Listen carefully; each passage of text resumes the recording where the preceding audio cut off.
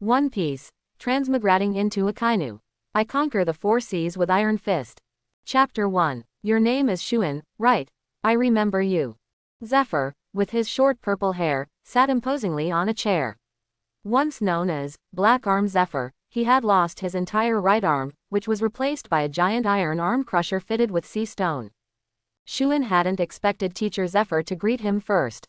Although he couldn't see Teacher Zephyr's true expression through his sunglasses, the fact that Teacher Zephyr still remembered his name was enough to excite Shuin. So, Shuin stepped forward, even kneeling on one knee in excitement, saying, "Teacher Zephyr, your student Shuin has come to see you." Time flies quickly. Now, you masked brat are also a rear admiral. Zephyr glanced at the rank on Shuin's shoulder.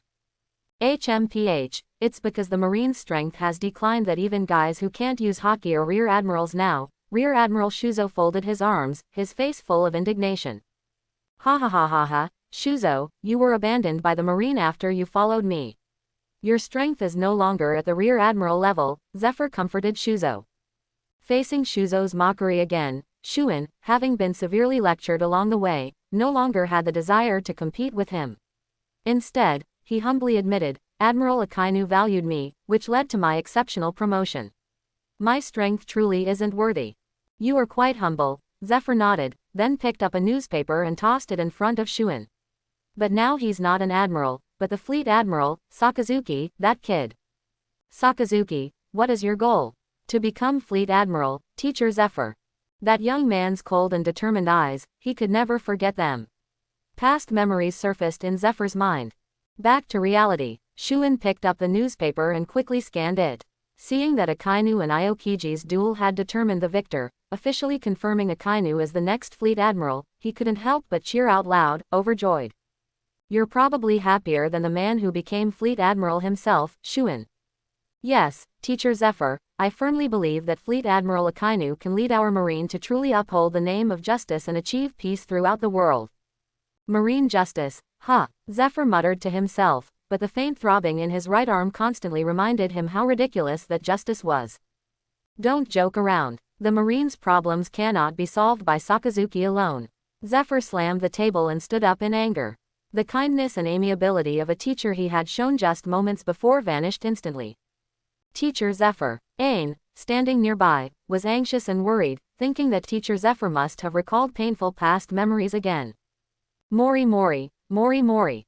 Bins began to dance, and his Mori Mori fruit ability activated. The small grass on the ground instantly grew into vines, tightly wrapping around and locking Shuin. Teacher Zephyr, Shuin panicked, not knowing what had suddenly happened. Get out. It seems Teacher Zephyr doesn't want to see you, Shuzo immediately said. Teacher Zephyr, Fleet Admiral Akainu only requested to meet with you. Would you be willing? Shuin shouted with his last bit of strength before being bound by the vines. Bins, for Teacher Zephyr, drive him out, Shuzo spoke again. Mori Mori, Mori Mori. Bins's dance steps became faster, and Shuin, entangled by vines, was driven out. Wait, Zephyr suddenly leapt up, and his right arm crusher shattered the vines with a single blow. Shuin was saved. This is a life card. Take it back and give it to Sakazuki. Zephyr said something that outsiders would find perplexing. But any disciple of Zephyr would understand. This was a trick Zephyr taught them to track pirates. Now, Zephyr giving the life card to Shuin meant he was saying that if Akainu truly wanted to see him, he should follow the guidance of the life card. So, Shuin solemnly took the life card with both hands. I understand, Teacher Zephyr. Ain, take him back. Zephyr waved his hand, feeling a bit tired. Yes, Teacher Zephyr. Shuin followed Ain out, faintly hearing Shuzo roaring at Teacher Zephyr, Teacher Zephyr. Are you going to compromise with the Marine again? Our new Navy plan. Akainu had received a Den Den Mushi report from Shuin 4 days ago. Teacher Zephyr was willing to see him. So, Akainu specifically came to the Marineford dock today to welcome Shuin's return, eager and impatient. Akainu had every reason to be impatient. These past few days, Akainu had reviewed the personnel files of high and mid-level Marine officers and had interviewed all officers who could be transferred to Marineford for a face-to-face meeting. Additionally, regarding the situation of Marineford and various branches, such as the quality and quantity of personnel, logistical supplies, firearms, ammunition, After reviewing these, Akainu gained a clearer understanding of the current power structure of the Marine. It was far more complex and tricky than he had imagined. Akainu was a person who liked to think about problems from the perspective of people. His approach to problem solving also started with people. People were the foundation of whether an organization was strong or not. Everything else was merely an appendage brought by people. As long as people were united, even a mere few hundred or thousands could build an invincible and powerful organization. But if people's hearts were scattered and chaotic, even millions or tens of millions would not fire a single shot in the face of the organization's demise. Therefore, facing the intricate web of interests within the Marine, Akainu decided to start solving problems from people. Currently, the biggest key to solving this problem was Teacher Zephyr. Akainu wanted to invite Teacher Zephyr, who had students everywhere, back to Marineford. By raising his banner and establishing his reputation, he could gather a large number of loyal Marines to follow him. He wanted to regather the dispersed Zephyr faction and then transform all of them into the Akainu faction. Akainu wanted to achieve this step. If he did, his next step would be to implement a root and branch plan against the Sengoku faction. Only when this plan was completed would Akainu truly and completely control the Marine. Only after completely controlling the Marine could he truly implement reforms that touched fundamental interests. And only when these reforms were completed could the Marine truly become invincible on the high seas. Whoosh, whoosh, whoosh. The Marine warship docked. Zephyr had Ain bring back the only Marine warship assigned to the Marine guerrilla unit. Akainu saw the black-cloaked soldiers moving on the ship. These soldiers were far more resolute in their beliefs than regular Marine soldiers, evident from their spirit and demeanor. Akainu had no doubt that these soldiers were true warriors, willing to die if it meant eliminating pirates. Fleet Admiral Akainu. Shuen stood at the bow of the ship, excitedly waving his arm and doffing his hat to Akainu. Akainu waved back in greeting, nodding with a smile. Beside Shuen, Ain saw this scene. Her face was expressionless, but her heart was somewhat stirred. Was this the rumored Admiral Akainu, who was stern, humorless, and ruthless? Soon, Shuen disembarked, but Ain and the other Marine guerrilla force soldiers did not, seemingly preparing to leave immediately. Akainu felt a slight doubt in his heart, so he asked directly, "Where will Teacher Zephyr meet me?"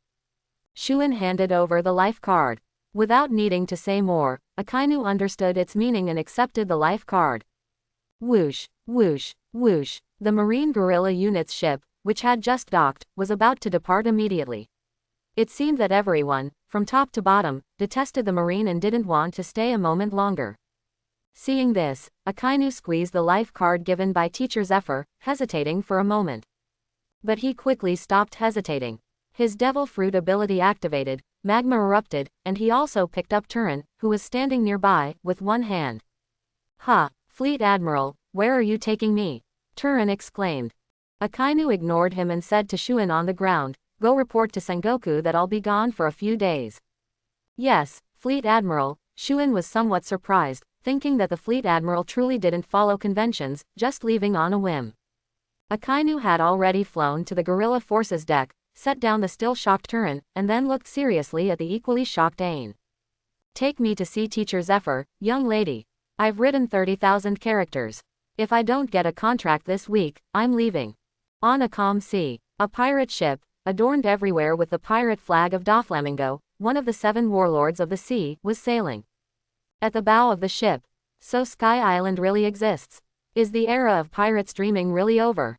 Bellamy, with his messy yellow hair and even a Doflamingo pirate flag tattooed on his chest, lay at the bow, looking at the sky, his eyes filled with confusion. The things he once mocked, he now found truly existed. The things he once firmly believed in were gradually starting to waver. Ah, screw it. What Daffy says is the truth, and immediate profit is what's real. At most, I just won't mock them anymore. Bellamy shook off his confusion and stood up. A new era is about to begin. To prove myself worthy of Daffy, worthy of the Don Quixote family, I must prove myself in this new era. Captain, Captain, a strange marine warship has been spotted on the back left.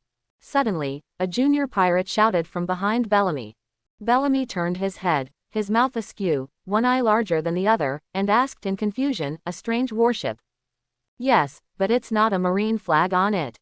I suspect some organization stole a marine warship and modified it." What flag is on it? A pirate flag. Not a pirate flag. It's a flag we've never seen before.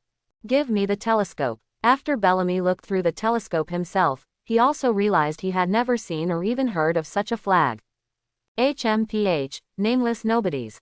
Probably some violent group. To be able to steal a warship means they're not weak. They'll make a good opponent. Bellamy licked his lips. My lads, let's seize that ship and present it to Doflamingo as a welcome gift. Oh, at Bellamy's call, his subordinates on the ship responded enthusiastically.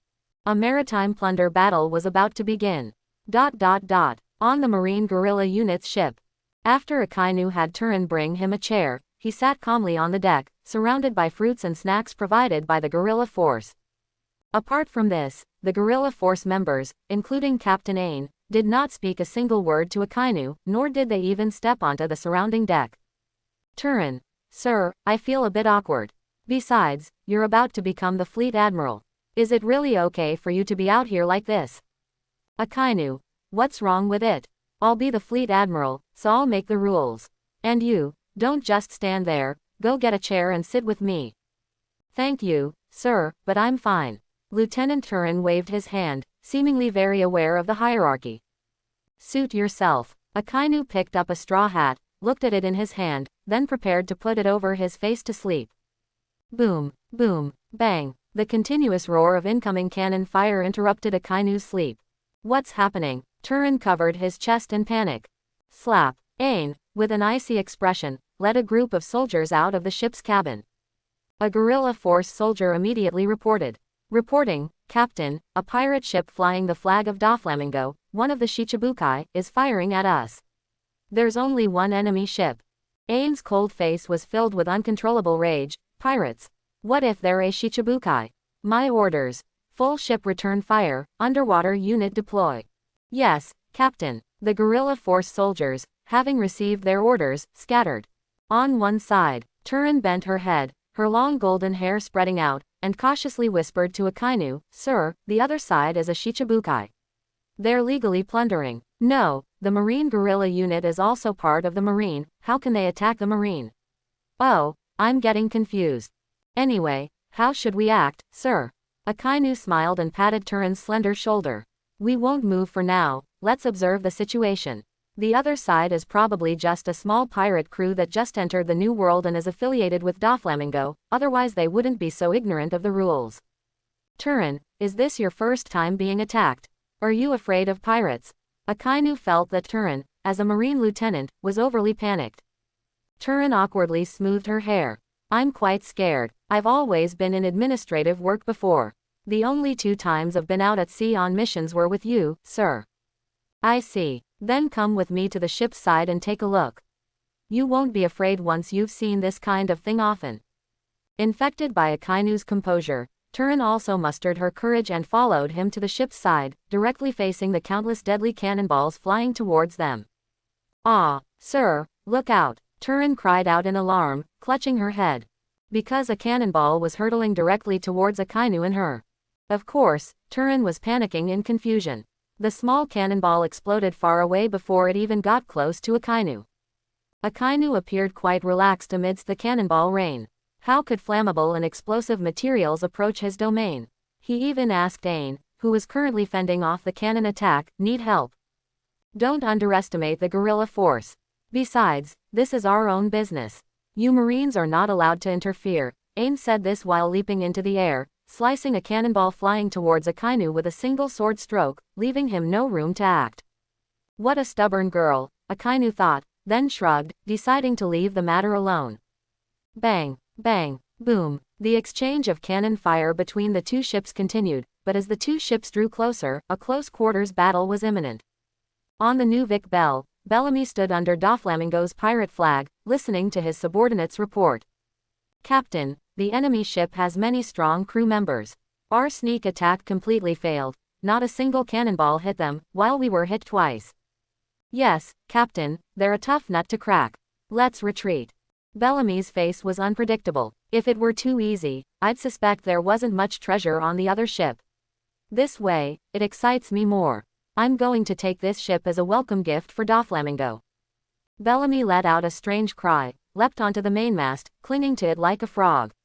Then, activating his spring fruit ability, he shot out like a rocket, heading straight for the marine gorilla unit. The powerful recoil from this spring impact even shattered the surface of the mainmast. Someone's jumping over, Akainu said, warning. Ain's expression froze. He ha ha ha. A cruel and arrogant laugh rang out. This ship is mine. The enemy appeared, moving extremely fast and irresistibly. Akainu was about to move, but seeing Ain also moving and remembering her words, he stopped. However, Ain didn't dare to directly confront Bellamy's Long Shuli Chongji, so she could only watch helplessly as Bellamy crashed into and broke her ship's mainmast. The mainmast breaking was a fatal blow for a sailing ship, causing the hull to shake violently. I thought you were stronger, young captain. Akainu shook his head, activating the top tier, Soru, appearing beside Bellamy like a flash, and directly smashed a simple punch towards Bellamy. I just didn't expect it, Ain said indignantly, also flashing to Bellamy's other side, her hands igniting with peach-colored flames, and fiercely struck Bellamy. The two instantly sandwiched Bellamy, who hadn't even learned hockey yet. At this moment, Bellamy regretted it deeply. Bellamy deeply regretted it. Although he had just arrived in the new world to follow Doflamingo, he was a regular reader of world news and had seen Akainu's face in the newspaper.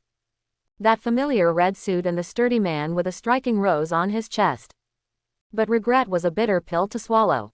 To avoid causing secondary damage to the ship, Akainu specifically found a clear direction and punched Bellamy into the sea. During this process, Ain's reverse fruit ability activated, regressing Bellamy's physical state by 10 years, turning him into a blonde teenager. Boom! Akainu's punch was unstoppable by mere mortals. The sound of Bellamy being knocked into the sea was louder than a cannonball. All forces mobilize, occupy the enemy ship. Lieutenant Commander, go retrieve that devil fruit user from the sea and shackle him with sea stone. Yes, Captain. The incident was over. No wonder they were flying Doflamingo's flag, it was just this petty scoundrel Bellamy. There were no other significant characters on his ship. Now it was just cleanup. Akainu returned to his lounge chair, calm and relaxed. Turin, who had wisely kept his distance earlier, now returned to Akainu's side, looking a bit excited. Admiral, that guerrilla force captain ate the reverse fruit, this is a very miraculous fruit. Aren't all devil fruits miraculous? Akainu vaguely remembered that Ain had eaten this somewhat buggy devil fruit in the original story. That's different. Turin was so excited he was gesticulating wildly. This is a devil fruit that approaches immortality. You saw it just now, Admiral, as long as she touches someone with her pink flames, that person's physical state will regress.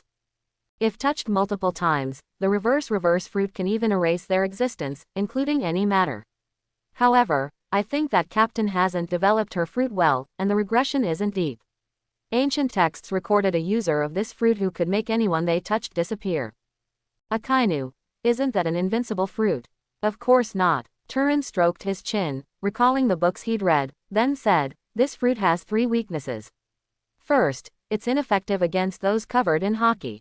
Second, if the user dies or loses consciousness, the fruit's ability also disappears.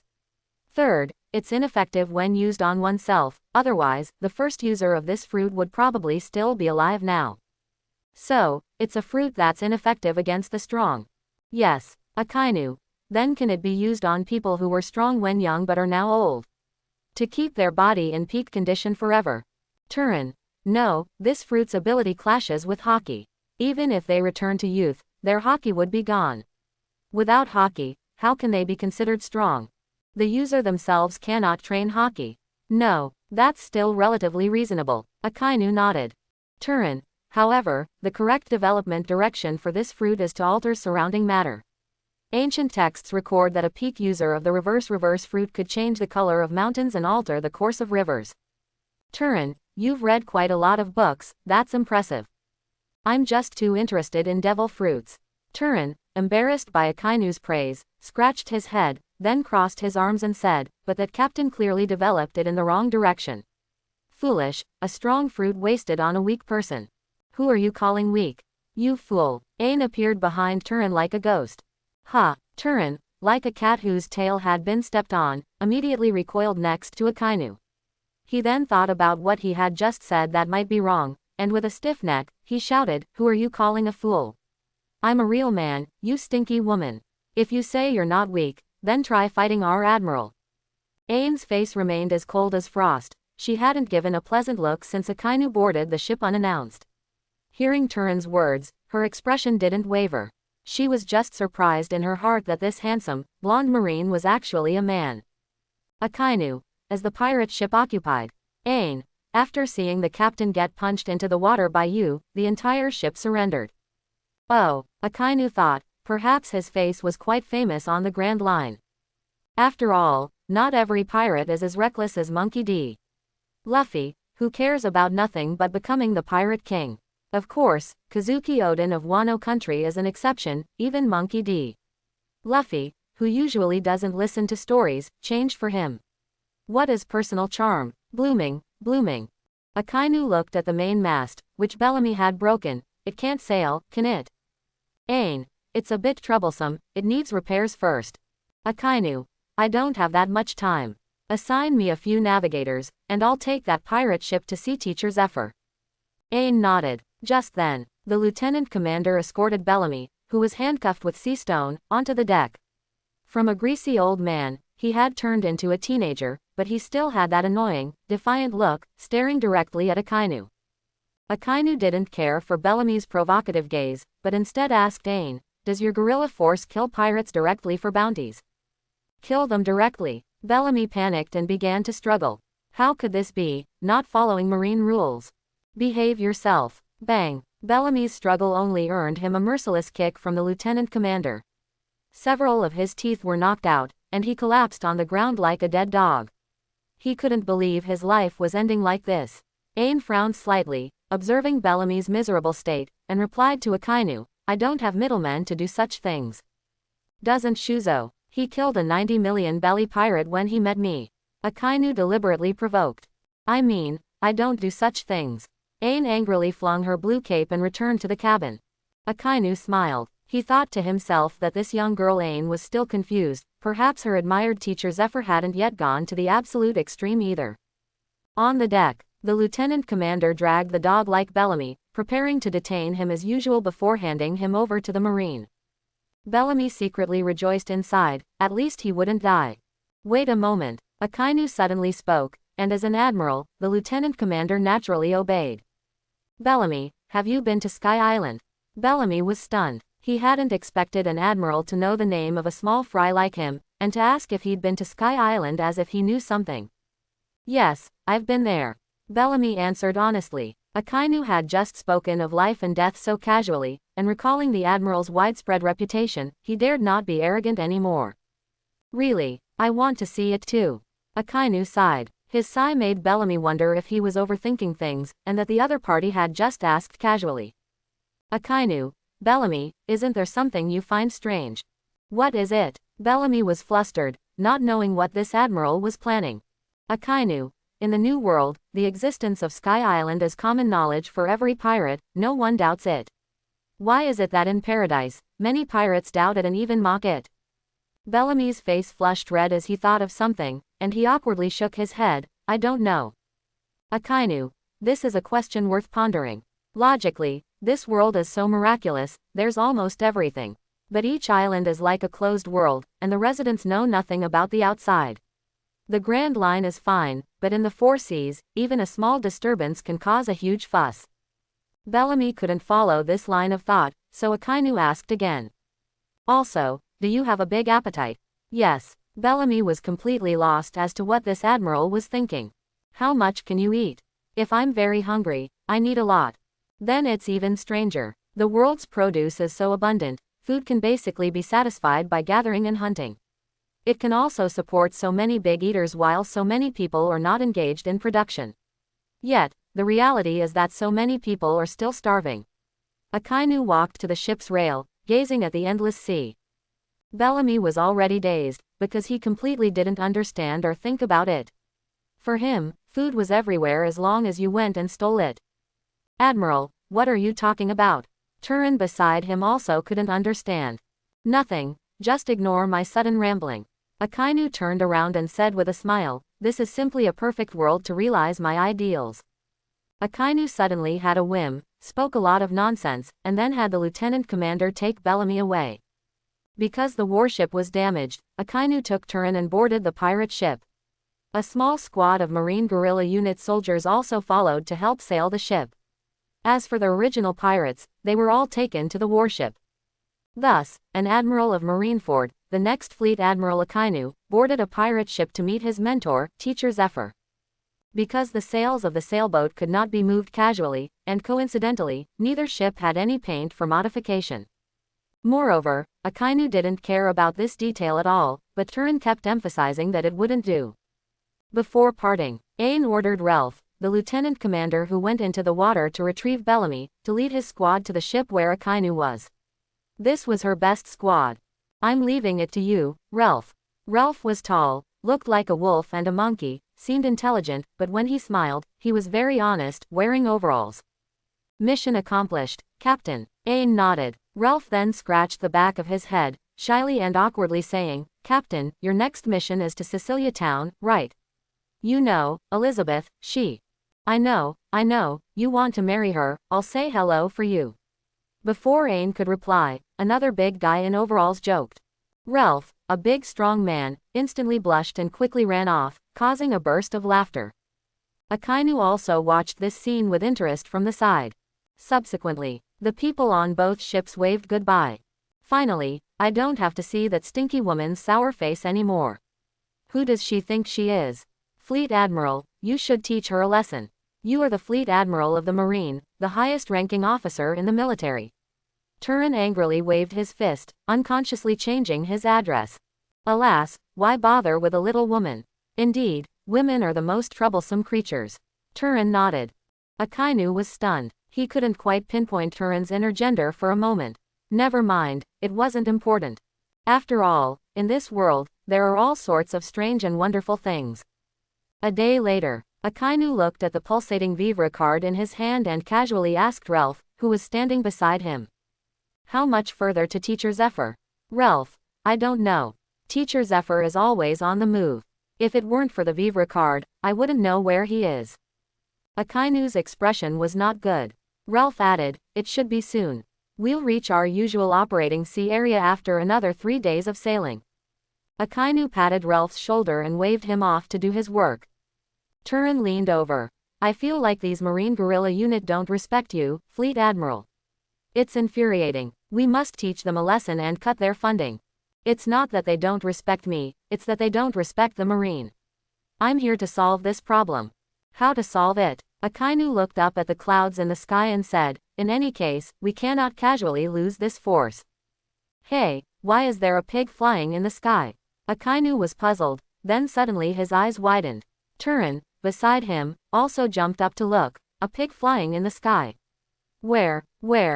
It's them. They're coming down. Akainu saw clearly who it was, suddenly thought of something, quickly took off his marine coat, and said to Turin, quickly take off your military uniform. Huh, why? Take it off quickly. Okay. In the sky. BABY5, I'm tired. You're really useless, Buffalo. I need to eat. I haven't even had breakfast yet. I can't stand you. Baby Five's long legs stepped on Buffalo's back. She wore windproof goggles and had a lady's cigarette in her mouth. Suddenly, she saw a ship below flying their Don Quixote family pirate flag. Buffalo, it looks like our ship is down there. Where? Ah, food, here I come. Buffalo dived straight down. And on the ship, Akainu and Turin had already changed clothes, donning full-body gray cloaks. Additionally, Akainu ordered all members of the Marine Guerrilla Unit to act only on his command. Bang! Buffalo landed directly without any regard for the ship, smashing the wooden planks, and dust flew everywhere. We are executives of the Don Quixote family. Quickly bring us food, I'm starving to death. Buffalo acted like an owner. He was too proud to look down on these subordinate pirate crews. He even had Doflamingo's pirate flag tattooed on his teeth. Akainu signaled with his eyes for someone to take Buffalo, that fat pig, to eat. BABY5, I'll go do the mission after I'm full. Go quickly and come back quickly. This old lady won't wait long. Baby 5 spit out her cigarette, looking impatient, which completely mismatched the cute and obedient maid outfit she was wearing, especially with the 2 massive super weapons on her back. Buffalo went to eat, probably wasting a good portion of the ship's provisions. At this moment, Akainu, wearing a long-brimmed cap, approached BABY-5. Hello, I am the captain of this ship, one of the pirate crew's under boss Doflamingo. Don't come near me, I'm very annoyed right now. Baby 5 crossed her arms, looking impatient. It seemed that this approach wouldn't work. Akainu coughed, a little embarrassed, and said, my work is very hard. I've always wanted a maid to take care of me. Miss, you are very beautiful, how about being my maid?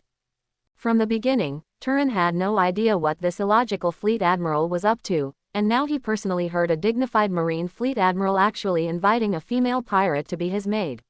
No, putting aside yourself, the key is, who would agree to such an invitation? It's as stupid as a direct confession. Does he not understand a girl's heart? But Baby 5's reaction next made Turin's jaw drop. I'm needed. Baby 5's face instantly flushed, and roses bloomed around her. Yes, I need you. Akainu's expression didn't even twitch as he lied.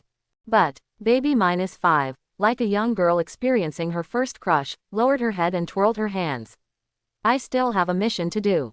How about I come back and be your maid after I finish the mission? What mission? It's Joker's mission.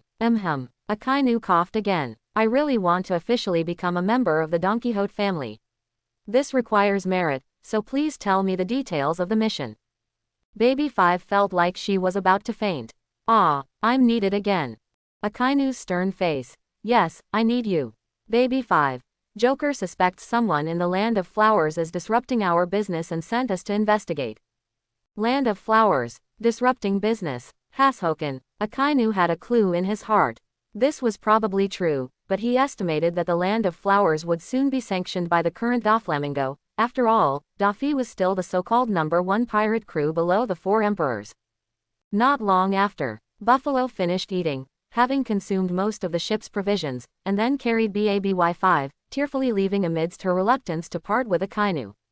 In the air, Buffalo spun around, simultaneously confused. BABY-5, when did you become so deeply attached to those subordinates? Baby 5 was still blushing and immersed, cupping her face. He's so tall, he's so handsome. Hearing Buffalo's words, she casually replied, because their captain requested. Suddenly, Baby 5 thought of something, and her demeanor changed. Why should I tell you? Are you trying to report to that Joker again? How could I not report?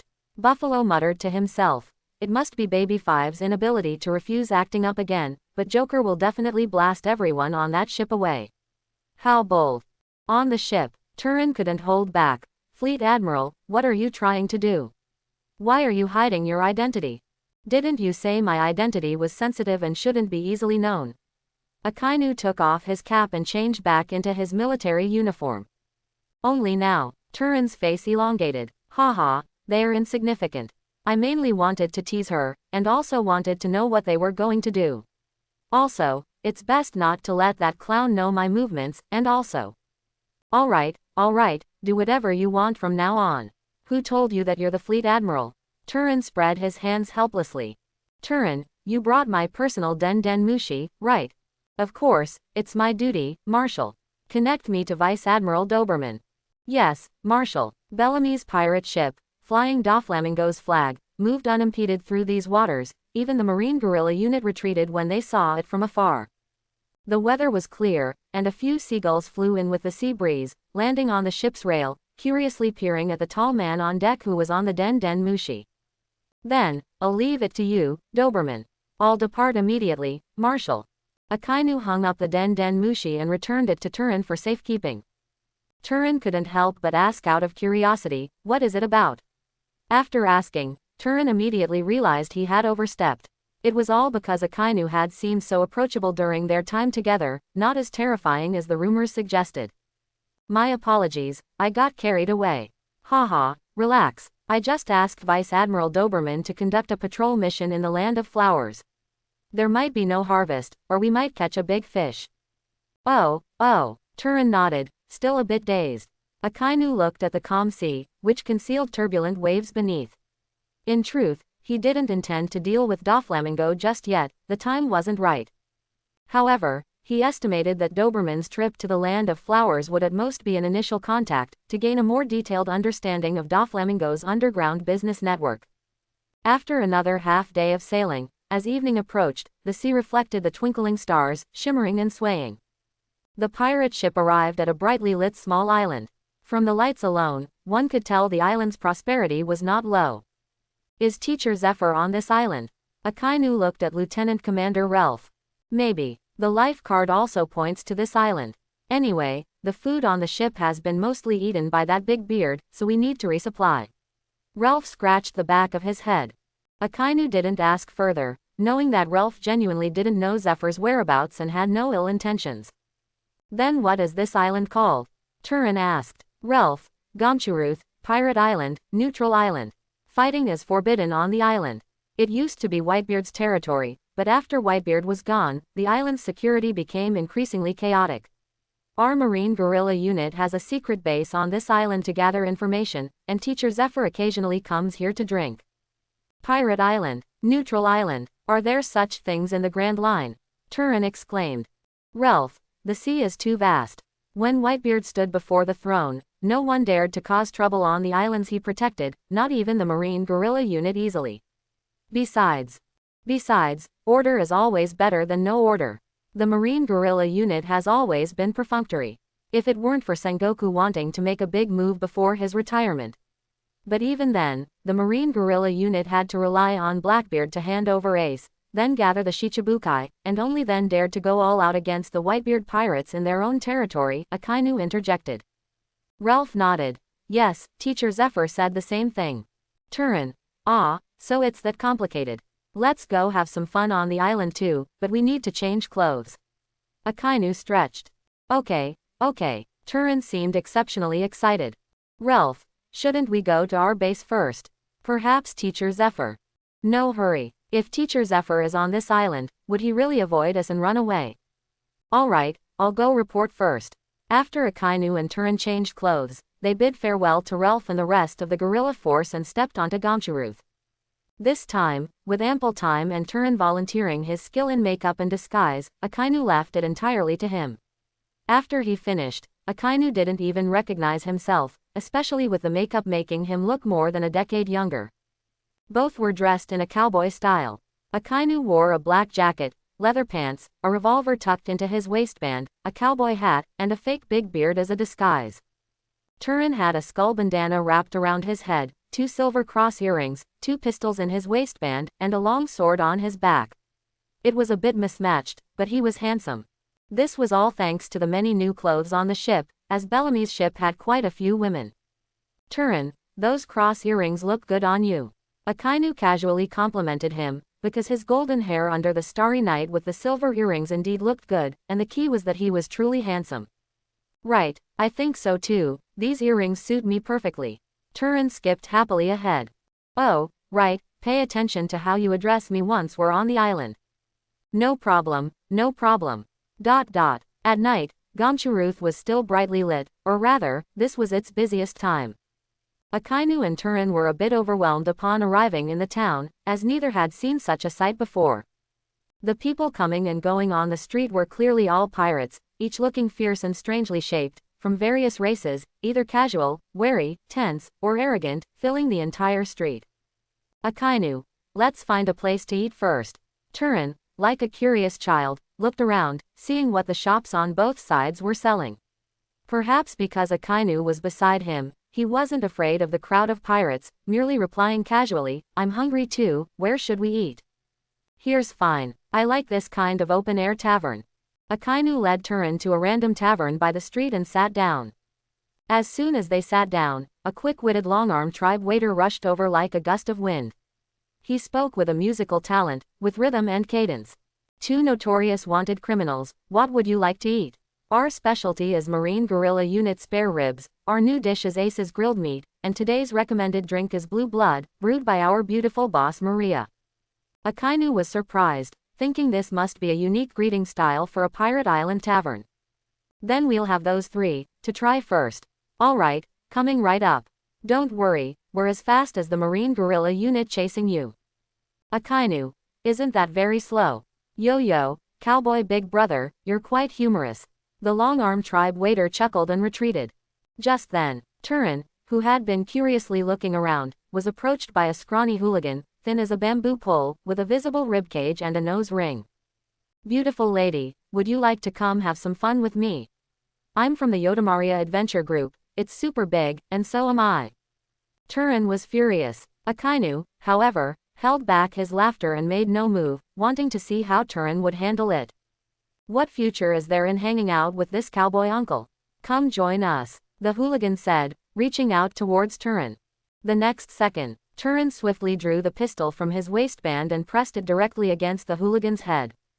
Faced with the dark muzzle of the gun, the weak hooligan trembled with fear. Hey, if you don't want to, just say so. Do you need to draw a gun? Firing a gun is forbidden on Gomshuruth. Get lost, I'm a pure man. Turin's voice was still distinctly masculine. All right, I'm going. The hooligan scrambled away. Ha ha ha ha ha ha ha. At this point, Akainu finally couldn't help but burst out laughing. Is it that funny? It's not my fault I'm so good looking. Turin angrily slammed the gun onto the table. I'm not laughing at you, I'm laughing at that guy for being so blind. Akainu consoled him, while silently wondering, Yodamaria Adventure Group, Boss Maria, is there any connection? Dahlia, you have to help me with this. Have you forgotten that we once fought side by side on the seas? No, the boss lady will swallow me whole if she finds out. Times have changed. Whitebeard is dead. Don't mind those rules. Isn't the boss lady selling fake alcohol now? Those two cowboys outside are nobodies, let's hit them. The one with golden hair is a man. I know, even more exciting. Hee, little brother, I just have this fetish. If he didn't say he was a man, I wouldn't be so hooked. Dahlia, don't you want a devil fruit? Help me with this, and I'll give you a connection. The price will be 10 times cheaper, and the money you've saved will definitely be enough. The legendary artificial devil fruit. Yes, the technology is mature. Alright, I'll go knock them out first. Mutt, you listen to my arrangements later. Hee, I'll wait here for your good news. Quote. Food's here. Dahlia, holding 2 large plates in his hands and a bottle of blue wine tucked between his joints, glided like he was dancing to Akainu's table. Bang! The large plates landed on the table with a dull thud, indicating a generous portion. Indeed, as fast as the marine chasing us, Akainu, who had waited for a long time, quipped. Wow, this looks so delicious, what kind of meat is this? Turin licked his lips. What kind of meat? Akainu stopped Dahlia, who was trying to leave. Dahlia turned his head, grinning. This is sea beast meat found only in the waters near Gomshuruth in the New World. It's from a sea beast called the Gom sea cow. The meat is fresh, tender, and succulent. Please enjoy, gentlemen. And this wine? Akainu asked again. Dahlia felt something was off. Had this guy noticed? He could only force a reply. This is wine brewed by our boss lady, a secret recipe. I see. Akainu opened the wine called Blue Blood, poured a glass, and handed it to Dahlia. It must be very precious then. I offer you a drink. Alright, thank you. You truly are a fierce big bad guy. Dahlia took the glass and drank it all in one gulp. Akainu was slightly surprised, wondering if he had overthought it. Dahlia, any more questions? If not, I'll be leaving. Go on, we'll eat ourselves. Turin was impatient, grabbing a large spare rib and gnawing on it. Dahlia finally left. Admiral, no, boss, why aren't you eating? Turin mumbled, eating and asking. You eat first, then I won't be polite. Turin grabbed another piece of Ace's fire meat and poured a glass of wine. Not long after, bang, Turin, who was eating, heavily fainted on the table. As expected, there was a problem. Despicable, Akainu's eyes had turned cold. Behind the tavern, Dahlia, who was observing through a winding telescope, exclaimed, oh no, Big Beard noticed and didn't eat. Mutt pulled up his pants, then what do we do? I even took the medicine. Eat your big head. You've killed me. Dahlia swung his knuckles to hit Mutt's head. Over there, Akainu's observation hockey had already sensed their location. So, Akainu drew the longsword from Turin's back, who was unconscious on the table, and looked at it in his hand. It's a good sword, I can use it. As soon as he finished speaking, Akainu swung his sword towards the direction where Dahlia and the other man were hiding. A sharp sword energy, imbued with haki, whistled past, cutting off 1/3 of Maria's tavern. The sword energy went straight for Dahlia and Mutt, intending to cut them in half. Ah! Dahlia and Mutt hugged each other and screamed. How dare you cause trouble on my turf? Suddenly, a plump, apron-clad woman with large ears appeared. She held 2 watermelon knives and used them to block Akainu's sword energy in front of Dahlia and the other man. Big sister, save me. Dahlia had already hugged Maria's thick thigh. At this moment, the other guests in the tavern finally reacted. Holy crap, what's going on? It's boss lady Maria making a move. She was fierce back in the day, wielding 2 watermelon knives, cutting her way from North Blue to the New World without even blinking. The boss lady was forced to act. Look at that big beard, he cut off the tavern with 1 sword. He's a master. Why haven't I heard of such a powerful big beard? He's not on any wanted posters. Akainu tightened his grip on the sword. He hadn't used it in a long time, so he was a bit rusty. However, using swordsmanship to conceal his true identity was a good idea. Boss Lady Maria's stout body emerged from the smoke and dust. Her tall figure was twice as tall as Akainu, and her face was full of menacing flesh and anger. Big beard, you have the guts to cause trouble here. Akainu stood with his sword drawn, sneering, why don't you ask the person clinging to your thigh if he provoked me first? Maria looked down. What are you doing, little brother? Dahlia's eyes darted around, and he didn't answer for a moment. Seeing this, Mutt quickly interjected, we didn't do anything. That big beard went crazy. Old Captain, you saw it, that guy didn't say anything just now and just tried to kill both of us with 1 sword. Maria exhaled 2 white puffs from her thick nostrils, not quite believing Mutt's words, but Akainu's sword strike just now was indeed a genuine killing move. Dahlia had been her subordinate for many years, like a younger brother, and she had even given him his name. Thus, Maria completely aimed her anger at Akainu. Her haki leaked out, and she leapt high with her 2 watermelon knives, slashing at Akainu. First, let you know the rules of Gamchuruth. Come. Akainu blocked with his sword. With that block, his tiger's mouth throbbed with pain, and he nearly dropped his sword. This guy has immense strength, Akainu marveled inwardly, taking a big leap backward to create distance.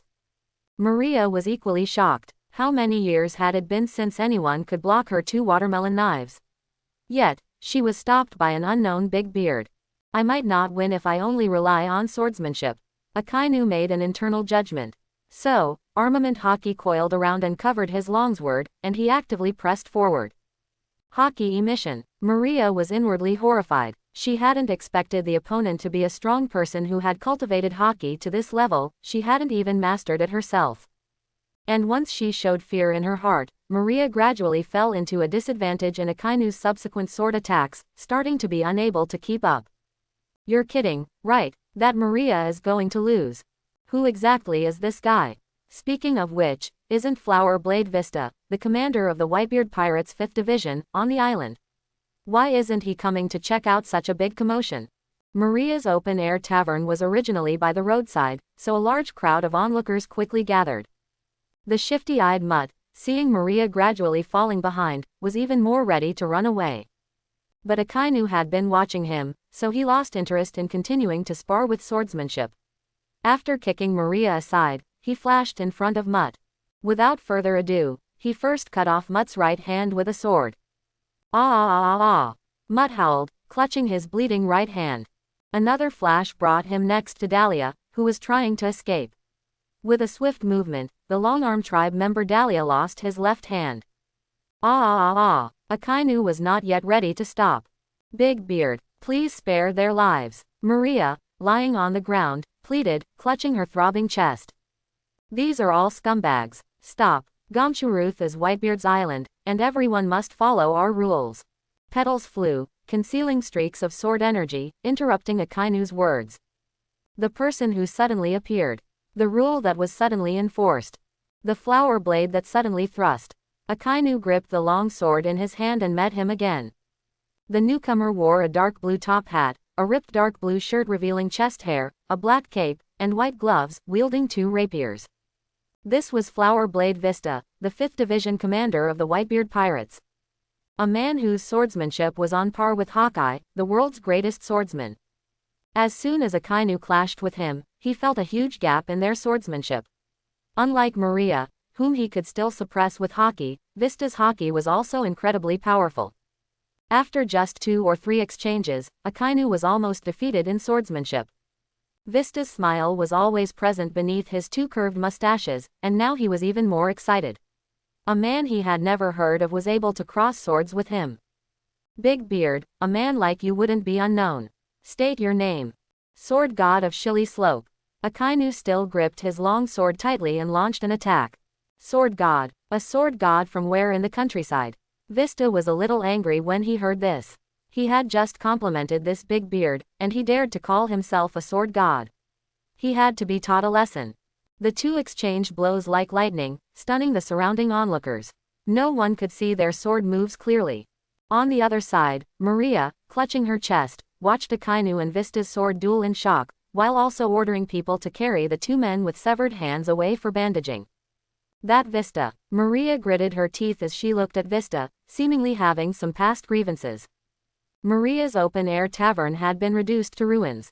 The 2 in the field exchanged another round of sword blows, but this time, even Akainu's long sword, covered in armament haki, was severed. Vista. As a swordsman, your sword is broken. You lose. Akainu shook his head and smiled. It seemed that dealing with first-rate powerhouses required him to use his true abilities. Although it would expose his true identity, there was no other way now. He could only fight his way through this pirate island. The annoying thing was that Turin, the instigator of all this, was still fast asleep, and his table was the only one still intact in the entire place. There was nothing he could do. Who knew that a small disturbance would attract Vista, and that he would actually be on the island?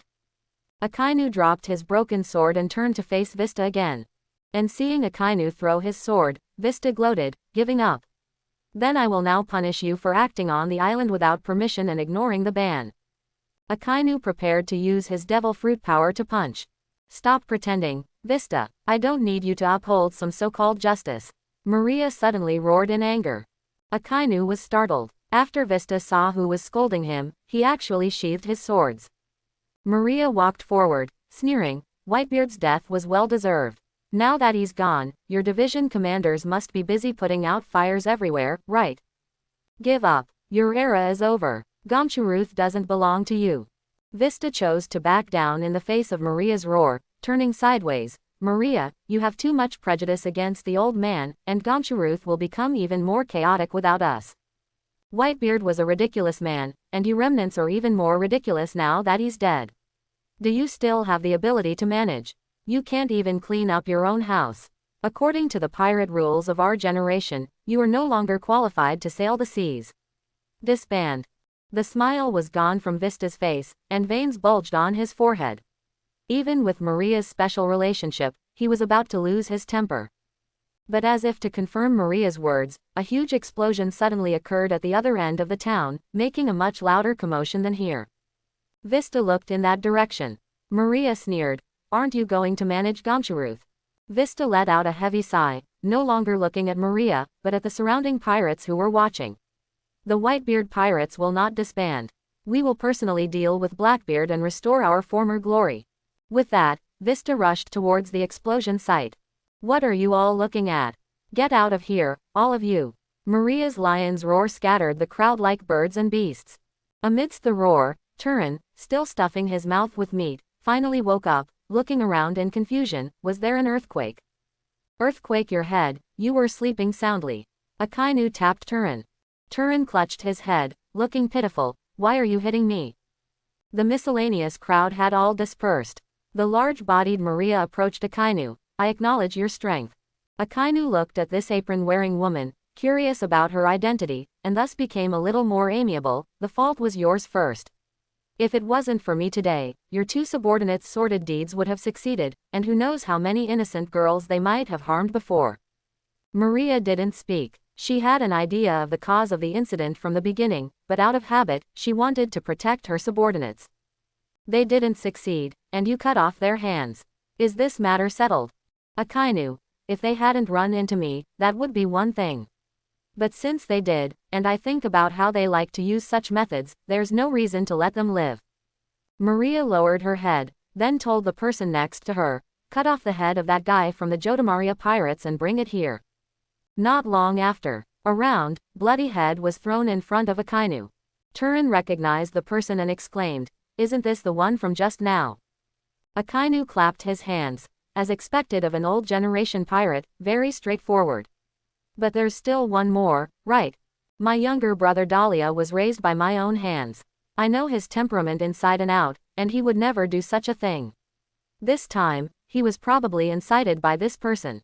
I guarantee it on my name, Maria. If you still don't believe me." Maria gripped the watermelon knife at her waist again. "I am new to the Grand Line, ignorant and ill-informed. I haven't heard of the legend of the name Maria." Akainu didn't back down an inch, because he knew in his heart that for an old pirate like Maria, who licked blood from the knife's edge, if he hadn't beaten her into submission, there would be no chance to talk now. "You big beard, don't push your luck. Even Whitebeard back then had to give my big sister face. Now, Admiral Columbus, who has a 4,300-person fleet, also used to be on my big sister's ship." Maria's subordinate yelled angrily. Akainu was unmoved, merely raising his fist, his voice calm and cold. "So you're pirates who go by seniority, huh? Then I'll kill all of you." Maria's observation Haki suddenly sensed an extremely dangerous aura emanating from the man in front of her. Had he not used his full power when facing Vista earlier? "I apologize." The apron-wearing Maria panicked. "How about we find a place to have another drink? You didn't eat well just now, did you?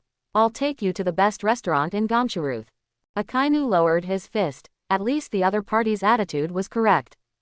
"What kind of restaurant? What else is good to eat?" Turin was even more excited, as he hadn't understood what had happened from the beginning and was completely unaware that the incident started because of him. Slap. "Why are you hitting me again?" Turin clutched his head, his eyes teary. Akainu thought about it. He was also a bit hungry and hadn't eaten anything just now. "So, then let's talk. Pirate Island, Gomsharuth." This was a deep, uphill stairway, the air filled with various unknown gases, which, when mixed, did not smell unpleasant. "Yo, Maria, want a drink?" "No, thanks." Maria declined the drunkard sitting at the corner of the house and continued leading Akainu and Turin up the mountain. Turin looked around, feeling like he had arrived at a den of criminals, timid and frightened, so he clutched Akainu's arm tightly. Akainu wasn't in the mood to bother with him. Instead, he curiously observed the various pirate lives along the way.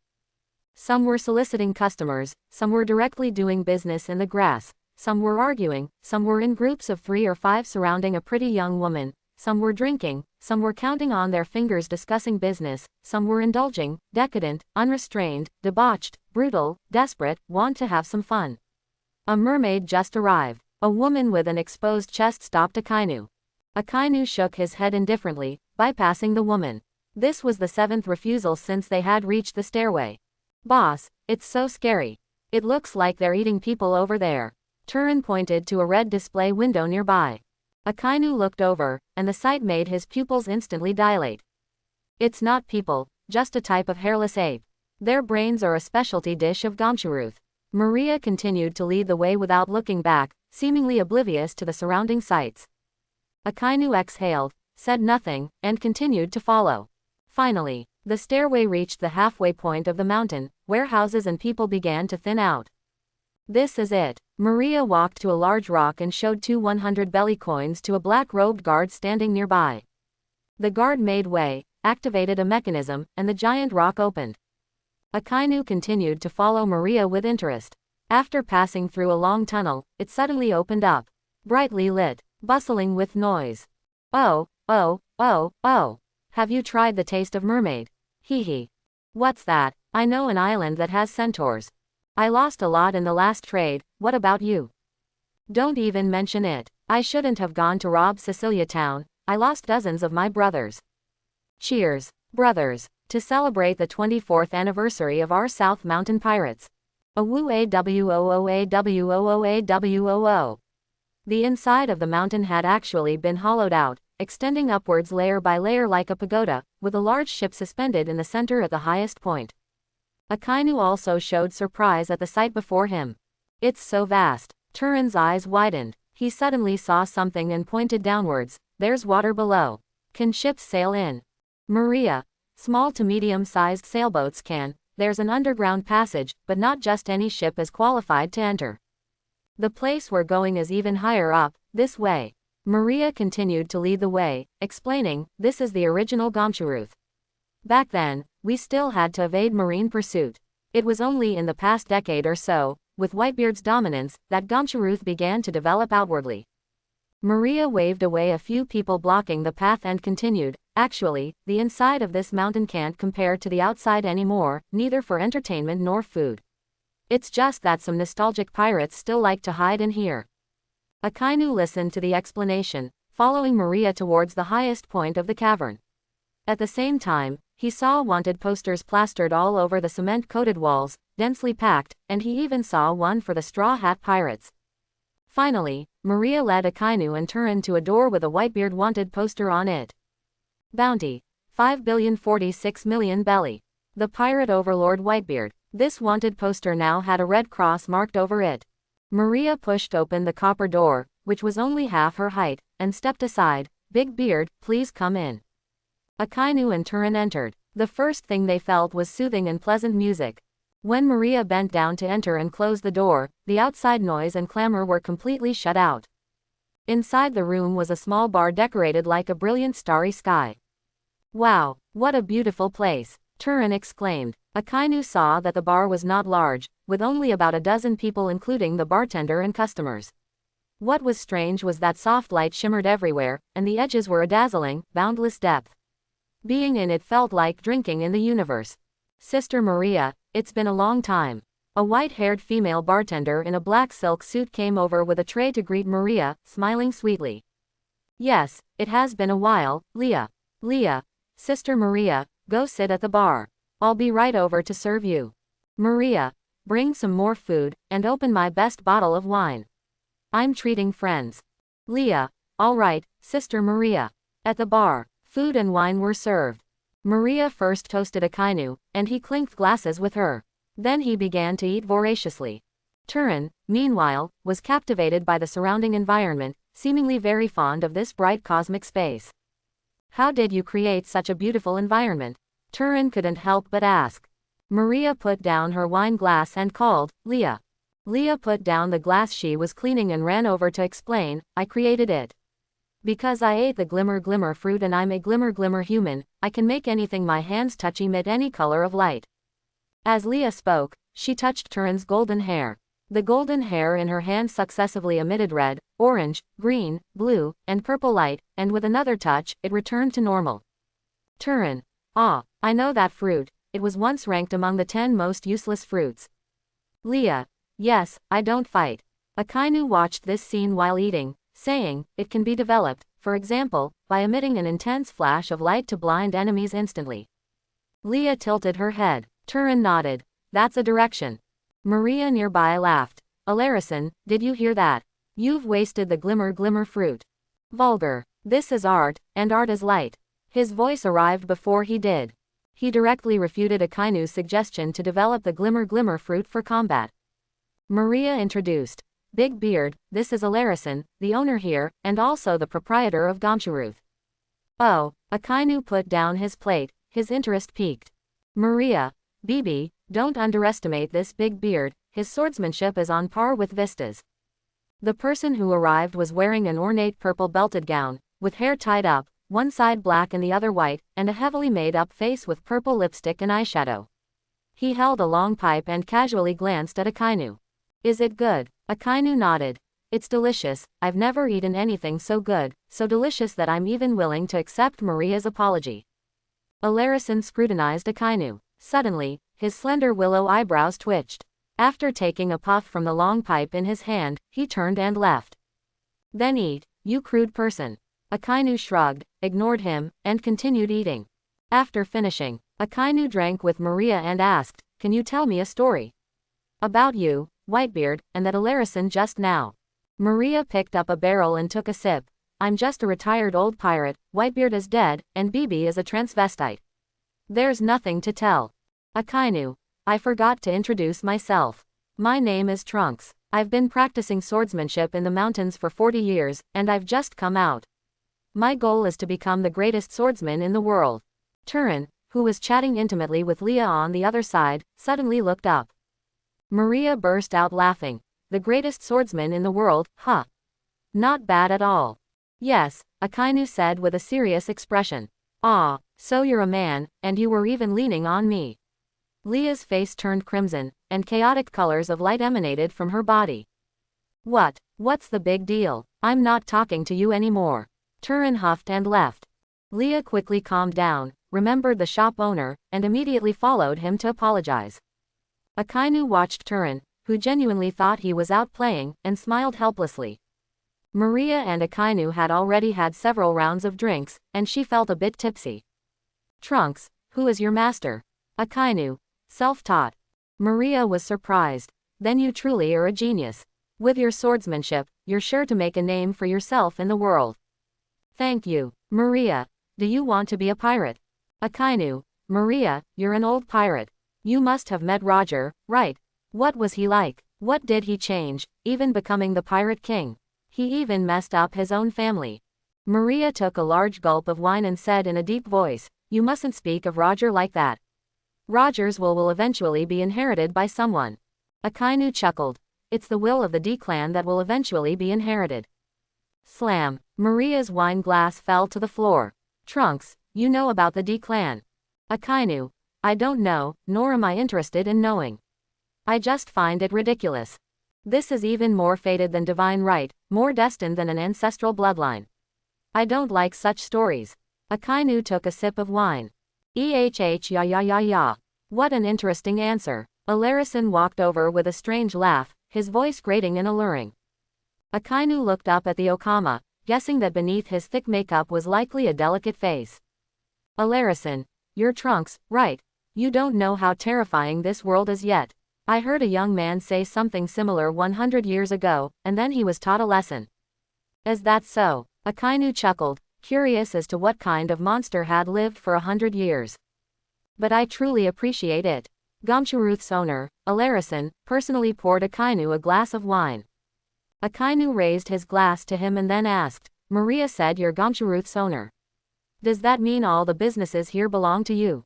Alarison took a drag from his long cigarette and said, this is a very old story, and it's not really a secret. Since you want to hear it, young man, I'll tell you. I'm from the giant race and have lived for over 300 years. Don't be surprised by my height, it's because I suffer from a very rare form of dwarfism among the giant race. I was born in Elbaf, but due to dwarfism, I was heavily discriminated against and eventually exiled from the island. I began a wandering life on the Great Pirate Era. At that time, the marine was even weaker than it is now. Although there were fewer pirates, they were more vicious and lawless. Life on the sea was extremely difficult, so one day I sold myself. Eventually, I was bought by a celestial dragon out of curiosity. But in fact, the life of a slave wasn't that bad, at least it was much better than the precarious, hand-to-mouth wandering life. I even met a benefactor, but I had to cater to some of the celestial dragon's perverse tastes, and gradually I didn't know what my true self was like anymore. Later, through some coincidences, first became a marine, and even gradually rose to the rank of admiral, over 200 years ago. Admiral, Akainu was surprised. Yes, Beeb's experience is quite legendary. Maria laughed heartily. I served as a marine admiral for over a decade, achieving countless merits. And at that time, the world government still had a feudal system for meritorious officials. Gomshuruth was the island granted to me after my retirement, so this is my island. Up until 20 years ago, the Great Pirate Era arrived. Because I had suffered a fatal injury, my strength greatly declined. The marine also didn't bother with this place, so they just let these pirates come here to have fun, as long as they followed the rules. Unfortunately, ensuring rules requires strength. It used to rely on Whitebeard, but now Whitebeard is gone. I'm even considering moving somewhere else for my retirement. Alarison was extremely emotional, leisurely drinking his red wine. A very legendary life. I toast to you, Alarison. Akainu was sincere. Alarison returned the toast, saying, there are many legendary stories on the Great Pirate Era, it's nothing special. Maria is even a fish man.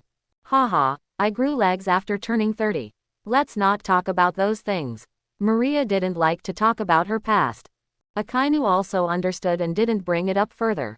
In short, the world has become even more chaotic.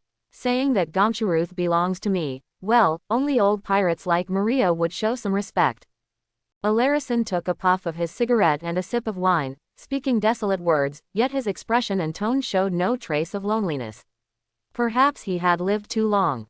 Maria, Flower Blade Vista has landed on the island. Perhaps he can suppress the nascent chaos here. Akainu was surprised. This Maria had even mocked Vista to his face. It seemed her entanglement with the Whitebeard pirates was considerable. Alarison shook his head. It's useless. With powerful rivals all around, the Whitebeard pirates can't hold on to such a large territory. Moreover, they have internal problems, wavering between revenge and holding on to their power, and hesitation. Akainu finished his sentence. Will lead to getting nothing at all. Exactly. Alarison gave a thumbs up. Young man, you have insight. Alarison then pulled out a letter and said, this is a letter from the Underworld's Joker, saying he wants to partner with me to do business in Gomsharuth. Of course, that means welcoming him to become Gomsharuth's new power broker. Is it that Joker? Maria became interested. Can I see the letter, Bibi? Alarison tossed it to Maria. After opening and reading it, Maria held the letter and said to Akainu, do you know who this Joker is? He's Doflamingo, one of the Shichibukai, and he's from the Celestial Dragons, but he was abandoned by his father. Akainu said calmly, oh. Maria didn't understand why Akainu's reaction was so flat, saying, the 7 warlords of the sea, Celestial Dragons. Oh, Trunks, you've been in the mountains for too long, you don't quite understand what these terms represent. Yeah. Perhaps the young man's sword heart is calm, and he has achieved the unity of man and sword, so he doesn't react much to outside matters. Yes, Akainu nodded. Alarison smiled meaningfully, as if confirming a certain suspicion in his heart. Maria ignored Akainu and looked worriedly at Alarison. Bibi, Joker isn't strong enough. He can't swallow Gomsharuth right now. He wants to use you by cooperating with you. I heard that man is ruthless and turns his back on people easily. Of course I know his tricks. Does he think promising me a 70% split will move me? Does he think no one knows his background? He's so afraid of Kaido yet wants to be king. He's just a clown. Alarison chuckled as he blew out a smoke ring. Maria, but it's still troublesome. It seems our peaceful retirement life is about to be disrupted. Bibi, do you want to move somewhere else with me? I know a quiet little island. Without people, it would be boring. You know my personality. Alarison seemed to be pouting. I'll think about it. Maria and Alarison were already discussing an escape plan, while Akainu was ignored. Bang! Suddenly, Alarison's tavern door was roughly pushed open. It was Flower Blade Vista. He was furious, pointing his sword angrily at Alarison. You betrayed us. You betrayed old man. Maria first drew her watermelon knife and blocked Vista's sword. What are you doing, Vista? Vista said coldly. Maria, move aside. Ha. Whitebeard pirates, why did they let you handle Gomsharuth? Alarison sighed, took a puff from his cigarette, and said. What rumors have you heard? What deceptions have you fallen for? Why are you Whitebeard pirates so easily fooled? Blackbeard's tricks weren't even taken seriously by pirates in our era. It seems people have become more numerous and also weaker. Vista, it's not a rumor. Just now, I went to resolve a dispute and personally saw your men and Doflamingo's men jointly attack a marine guerrilla unit base, even declaring that they would jointly take over Gomsharuth. Alarison didn't waste words. He directly tossed the letter he had just received to Vista. I have no interest in cooperating with that clown. It must be that the Don Quixote family bought off my subordinates, and they deliberately teamed up to attack a marine outpost on the island to establish rules, creating a false impression for others that we have already joined forces. This both deters others and forces me into a real cooperation. That secret marine outpost has been there for over a month. Many pirates have scouted it, but you Whitebeard pirates haven't made a move. Many people think you can no longer maintain the old rules. Alarison analyzed the truth of the matter in a few words, and Vista, seeing the letter, believed him for the most part. Vista slowly lowered his sword, realizing the situation but still unable to fully grasp it, and at the same time thinking of the terrible consequences of this incident. Is that so? Akainu silently poured wine on the side. At this moment, Turin, who had been chatting and getting cozy with the white-haired, black-stockinged bartender Leah, also came over. Alarison took a deep drag from his long cigarette and sighed. You Whitebeard pirates are truly declining. You, as a captain, running around like a firefighter, are you trying to intimidate all pirates with force? Whitebeard could use that method, but you cannot. Vista lowered his head. I know, I am not as strong as father. Alarison was utterly disappointed and didn't even want to look at Vista anymore. Maria, furious, said, Bibi didn't mean that. He meant that you haven't clearly decided what to do internally. Where's Marco? Vista. He went after Blackbeard. Maria. Then stop defending these territories. The whole crew should go after Blackbeard. If you succeed, not one of these territories will escape. Akainu suddenly interjected, you don't even need to succeed. If you can heavily wound the Blackbeard pirates, you will still have a place in the New World. This is very likely because now is your strongest time, and the Blackbeard pirates weakest. How so? Vista asked, puzzled. Alarison shook his head and replied, yes, now is your best chance, because even without Whitebeard, all of your grand fleets can unite and fight the common enemy. This isn't driven by profit. On the other hand, Blackbeard has just gathered a group of prison helpers, all with their own agendas, driven by profit, and his reputation for betraying his foster father is ruined. If you still can't unify your strategy and continue to drag this out, allowing your forces to be slowly eroded while the Blackbeard pirates gradually integrate and grow stronger, then by the time you face them in a decisive battle, your Whitebeard pirates will likely collapse after the fight. Alarison continued, isn't Red Hair very close to you? Ace is his captain's only son, and Blackbeard also has an old grudge with him.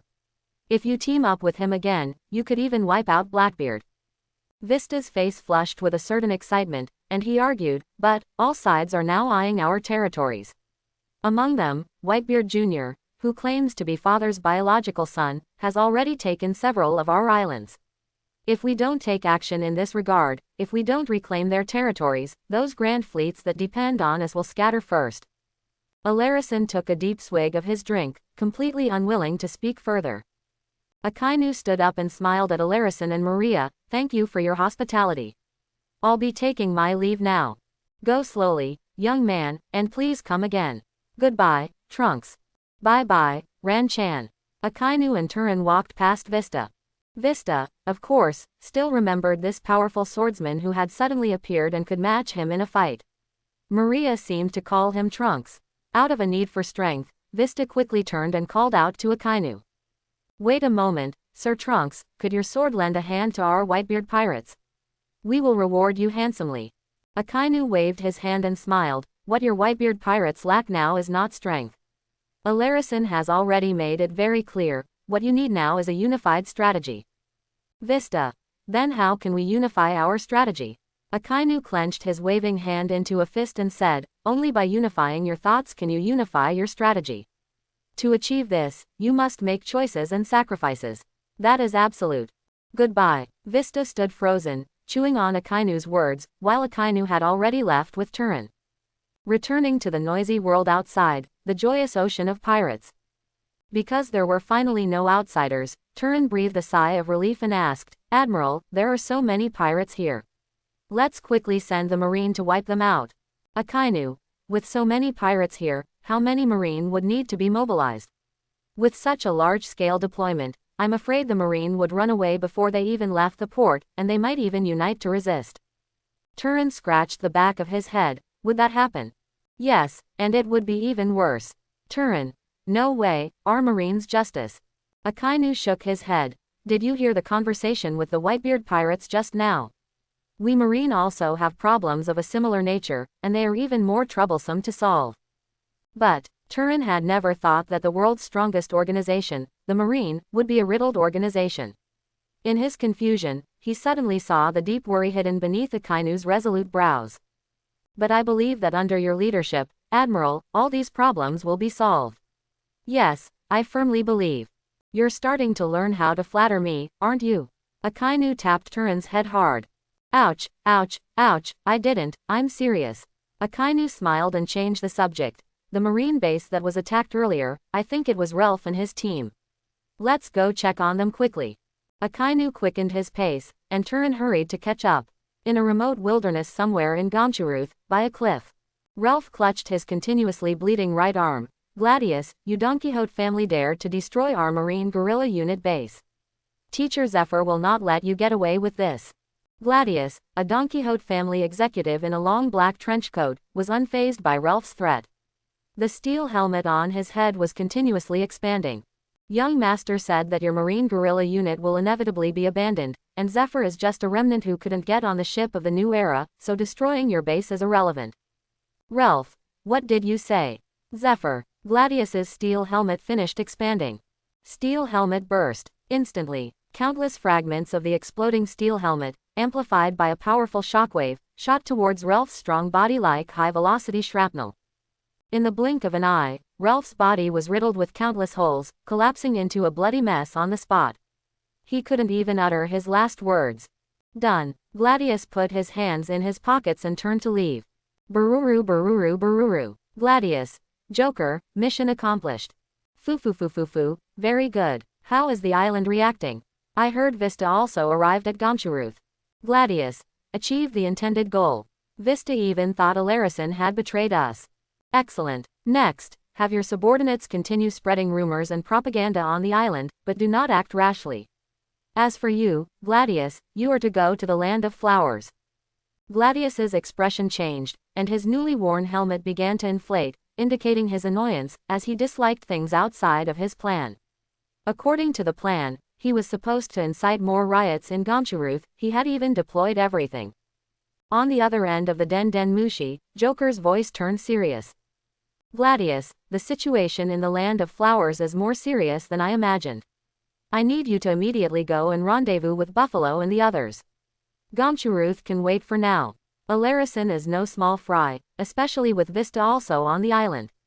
We need the Whitebeard pirates to weaken further before we can take that over. Gladius's helmet gradually deflated. All right, and Joker, I have an unexpected discovery to report. We found a pirate ship with our flag at the Marine Guerrilla Unit's base. Investigation confirmed it belongs to Bellamy, but Bellamy is not here. Bellamy. Oh, that idiot from North Blue. He actually got caught by the guerrilla force. I even gave him a second chance. He truly disgraces my Don Quixote name. I shouldn't have agreed to let him bear this name in the first place. Gladius. Why not kill him in prison then? Kill him in prison. Foo, not a bad idea. But the guerrilla force's prison is, wait a minute, don't we have that idiot's vivre card? Following the vivre card would lead us to the guerrilla force's prison. Breaking in there could earn us a lot of favors. Joker. Foo, Gladius, everything is going perfectly. The new era belongs to us. Gladius. Yes, I believe so, Joker. Foo ha. Late night. The night was as still as water, and a cold wind blew by a cliff somewhere in Gomsharuth. Akainu and Turin tracked the bloodstains all the way here, to the place where Lieutenant Commander Ralph had died. Only a pool of blood remained, confirming that no one had survived. The secret base was also completely destroyed by the explosion. The surrounding pirates sang and danced, praising the Don Quixote's contribution, shouting that this was their just desserts. How could this happen? The emotional Turin had already started crying. Akainu's face was ashen, gazing at the pitch-black sea. Admiral, Teacher Zephyr wouldn't blame us, would he? After all, Lieutenant Commander Ralph, he died trying to lead us. Turin was in tears. As a civilian, he hadn't experienced much life or death situations. Turin, don't talk nonsense. Akainu interrupted Turin, his voice devoid of emotion, saying, this was their mission. As Marines, fighting pirates, death is an honorable end. But, Turin clenched his fists, but before he could exert any force, he suddenly thought of something and unclenched them. The Don Quixote are Shichibukai recognized by the world government. We Marines cannot attack them, cannot seek revenge. No, we can. Admiral, Turin looked up, his face streaked with tears. Akainu, I want to control the underworld, which the Don Quixote family controls, but in a different way. So they are an obstacle to me, but I cannot directly eliminate them yet. Don't cry, it's a waste of time. I need to go see Teacher Zephyr quickly, but now there are no ships to set sail, and no crew to operate them. Akainu pulled out a vivre card from his pocket and looked at it, seeing it pulsing eastward. Turin took out a Den Mushi and said, do you need me to directly notify a nearby marine base to send a warship over? You can notify them, but it's too slow. I need a ship that can set sail by dawn. Akainu turned and left. Turin, holding the Den Mushi and not yet dialing, saw Akainu leave and hurriedly asked, "Admiral, where are you going?" Akainu, "To ask for help." Before dawn, the Cosmos Tavern was already empty of customers and closed for the night, but today the owner, Alarison, still sat alone at the bar, as if waiting for someone. "Alarison, you've arrived." Akainu brought Turin to sit down, casually picked up a bottle of wine from the bar, and drank directly from it. Turin sat silently beside him. One bottle finished. "Akainu, you seem to know I would come." Alarison looked at the stars he had set up in the tavern, a red sun in a dark universe. "The first time I saw Doflamingo was in Holy Land Mary Geoise. I personally witnessed him awaken his Haoshoku power in desperation, and I also watched him gradually descend into becoming a big hooligan. He truly disgraces the Don Quixote name."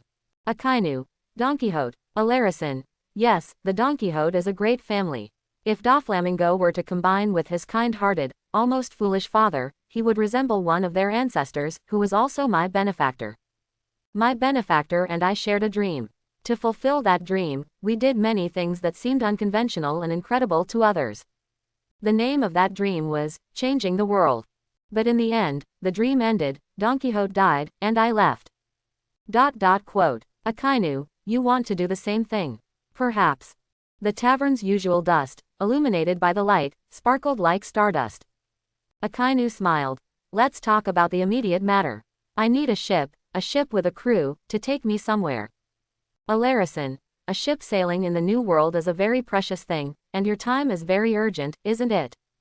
Akainu said nothing. Alarison took a deep drag from his cigarette and said, "All right, but I need you to owe me a favor." Akainu's expression subtly changed. "You were once an admiral. You are a smart man. You want me to owe you a favor here?" Alarison smiled alluringly. "Impossible. Just kidding. Actually, I don't have any ships on standby. The fastest one won't return for another week. However, I can help you contact a pirate crew, but I think you might." He didn't finish his sentence, but the meaning was clear. Akainu sighed. Alarison, "Go find Maria. He has a subordinate on the island who is an adventurer and owns many ships." "Thank you." Akainu stood up and left. Alarison watched Akainu's retreating back, but couldn't resist, suddenly calling out. "To do that thing in this world requires many preconditions. This is what we discovered when we reached the end of the road back then, so give up. You are not the destined one." Akainu didn't look back, just waved his hand. It was almost dawn. Akainu hurried without stopping and found Maria. Maria was leading her subordinates in repairing the tavern that Akainu had split in half. Chapter 11. Akainu walked directly up to Maria and spoke plainly. "Alarison said you have ships and crew. Please help me set sail immediately." Alarison said you have a ship and a crew. Please help me set sail immediately. Maria put down the repair wood in her hand. Before she could say anything, another burly man stepped forward. "Big sister, is this the big beard who smashed your tavern? He sure has a lot of nerve, coming to ask for your help now." The speaker was a tall, strong man with his hair and beard braided, wearing a pirate hat, shorts, and red boots, with his chest exposed. He was glaring at Akainu with an unfriendly expression. "Maria, Columbus, that was just a misunderstanding. Let's lend Trunks a ship." Akainu, "Thank you, but I also need some people to sail the ship. The New World waters are dangerous, please send an experienced navigator." Bang! Columbus suddenly broke the wood in his hand with his bare hands and shouted, "What are you thanking for? Big Beard, no one agreed to lend you a ship. Big Sister, you've retired, those are all my ships. Maria, stop messing around, Columbus. After so many years, Big Sister, how did you become so soft? I heard from my subordinates that your tavern was smashed, and I rushed over from the west end of town, full of anger. And Mutt, though a bad thug, is also my subordinate. I'll teach him a lesson for you, Big Sister." Columbus drew his whip weapon and fiercely lashed it towards Akainu's face. But this full-force whip was caught by Akainu's bare hand. Then, Akainu firmly grasped the whip, and with a reverse throw, directly tossed Columbus, who was on the other end of the whip, high into the air. The slender whip, like a kite string in Akainu's hand, rapidly spun Columbus's tall body dozens of times in the air before smashing him heavily to the ground. The sound was astonishing, and dust splattered everywhere. Fortunately, there were few people on the town street at this time, only a few drunks lying by the roadside. Otherwise, the pioneer adventurer known as the Slaughter Dominator, who commanded over 4,000 people, would have his reputation ruined. "Are you all right?" Maria rushed over to check Columbus's injuries. Seeing that Columbus only had superficial wounds, Maria then reproached, "How can you defeat Trunks? He's an expert on the same level as Vista. I'm truly afraid your impulsive nature will cost you your life." "Columbus, if you're afraid because of a difference in strength, how can you adventure on the high seas?" "Nonsense," Maria scolded. Akainu suddenly remembered this guy, one of the future Straw Hat Grand Fleet members, a pirate who, like the Straw Hats, focused on adventure. Of course, he wasn't a pirate yet, but seeing him wear a pirate hat, he yearned to be one. Maria was still trying to persuade him. He was called by Alarison. "You have to give Alarison face, right? Quickly lend him a ship to set sail." "Yes, big brother, please help us out." Turin, afraid that Akainu wouldn't be able to save face and that this guy would completely enrage the admiral, proactively requested. Columbus. "No, Turin. Why are you so stubborn? Your big sister told you to lend it, don't you respect your big sister?" Columbus turned to look at Maria and said, "My big sister retired a long time ago. These are my ships now, so of course I call the shots." Akainu stepped forward and also spoke. "What will it take for you to lend it?" "An apology." Columbus. "I don't want such cheap things." "Forget it, I won't make big sister's life difficult either. If you help me take down an enemy of mine, I'll lend you the ship." "Who?" "Blood Claw Sherry, the captain of the Mountain Ghost pirate crew, with a bounty of 240 million berries." "Where is he now?" "He's on this island. I came here to track him. As soon as he sets sail and leaves Gomshuruth, we'll ambush him at sea. As long as Shori is taken down, I'll lend you." "No need for such trouble, I don't have time. Tell me where he is now." Akainu walked up to one of Maria's knife-wielding subordinates and said, "Let me borrow your knife." The subordinate tremblingly offered his knife. "Please cherish it. Although it's not a famous sword, it's a very fast knife." This was a classic semi-curved broadsword commonly used by pirates. Akainu took it in his hand, looked at it, and nodded. Columbus was puzzled, watching Akainu's series of actions, and asked in surprise, "You can't be thinking of. What's there to be afraid of? Anyway, the order on this island is about to collapse. Let's go, I want to set sail this morning." Blood Claw Sherry, the captain of the Mountain Ghost pirate crew, was infamous in the South Blue because he not only loved to plunder towns everywhere but also had a hobby that even ordinary pirates found despicable. That was eating children's hearts. When Shori plundered a town, he would often search for children, then use his iron claw to publicly cut open the child's chest, hook out the heart with his blood claw, slowly put it into his mouth, chew, and swallow. Onlookers were heartbroken and terrified. Shori, however, said this was the most delicious thing in the world and often urged his subordinates to try it, claiming it would make their bodies stronger. Thus, the entire Mountain Ghost pirate crew became bloodthirsty and cruel. Akainu didn't know these things. After he found out which inn Shori was staying at, he went straight there with his knife. Turin, Columbus, and others followed. Shori had just woken up from a hangover and said to his first mate, who was staying in the same room, "I thought about it all night and decided to leave the New World." The first mate was puzzled. "There's no need, Captain, we just got careless in Sicilia town." "It's not like that." Shori pulled back a corner of the curtain and saw many pedestrians already on the street in the early morning. "Shori, there are too many monsters in the New World, it's not suitable for us. We not only need to leave the New World but also the Grand Line. The Four Blues are our true paradise." The Mountain Ghost pirate crew's first mate lowered his head and thought for a moment, recalling how long it had been since he experienced struggling beneath him, then showed a cruel smile. "As you command, Captain." "No need, you can just die here. Consider it a favor to me." The words, accompanied by a deadly blade, cut through the inn's iron door and charged in. The Mountain Ghost pirate crew's first mate had just uttered one word when his body was cut in half. Akainu ran into the room and just caught a glimpse of Shori's clothes disappearing as he jumped out the window, slightly surprised. What a quick reaction. On the street, Columbus, Turin, and the others had just run to the inn's entrance when they saw Shori jump from the third floor. "Shori." "Columbus, so it was you, you fool. You called the assassin, right? What a powerful blade. You really spent a lot, but unfortunately, you can't kill me. Columbus's eyes were wide with shock, and before he could speak, Akainu had already jumped from the third floor, bringing down a simultaneous strike that blocked all of Shori's escape routes. Akainu intended to finish him with one strike. But there was no panic in Shori's eyes, even though he already knew he was no match for Akainu's single strike. Switch. Shori lightly uttered 2 words, and his figure instantly vanished from its original spot, replaced by a pirate who was still sound asleep. A strike fell. The pirate died in his sleep. But it was not Blood Claw Shori. A single strike landed. Shori, who should have died, didn't. Instead, a pirate still asleep died. Seeing this, Turin exclaimed, "It's the swap fruit. The user can swap places with anyone they've made a contract with at any time, anywhere.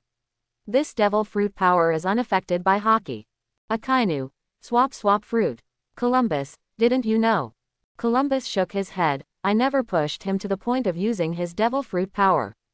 This is the first time I've seen it today. I guess it's his last resort, not easily revealed. Turin. Swap fruit users have always been like this, because this fruit doesn't help much in direct combat. Akainu frowned and asked again, is there no range limit for swapping? And what exactly is this contract? Turin. There's no range limit. As for the swap fruits contract, I'm not entirely sure either.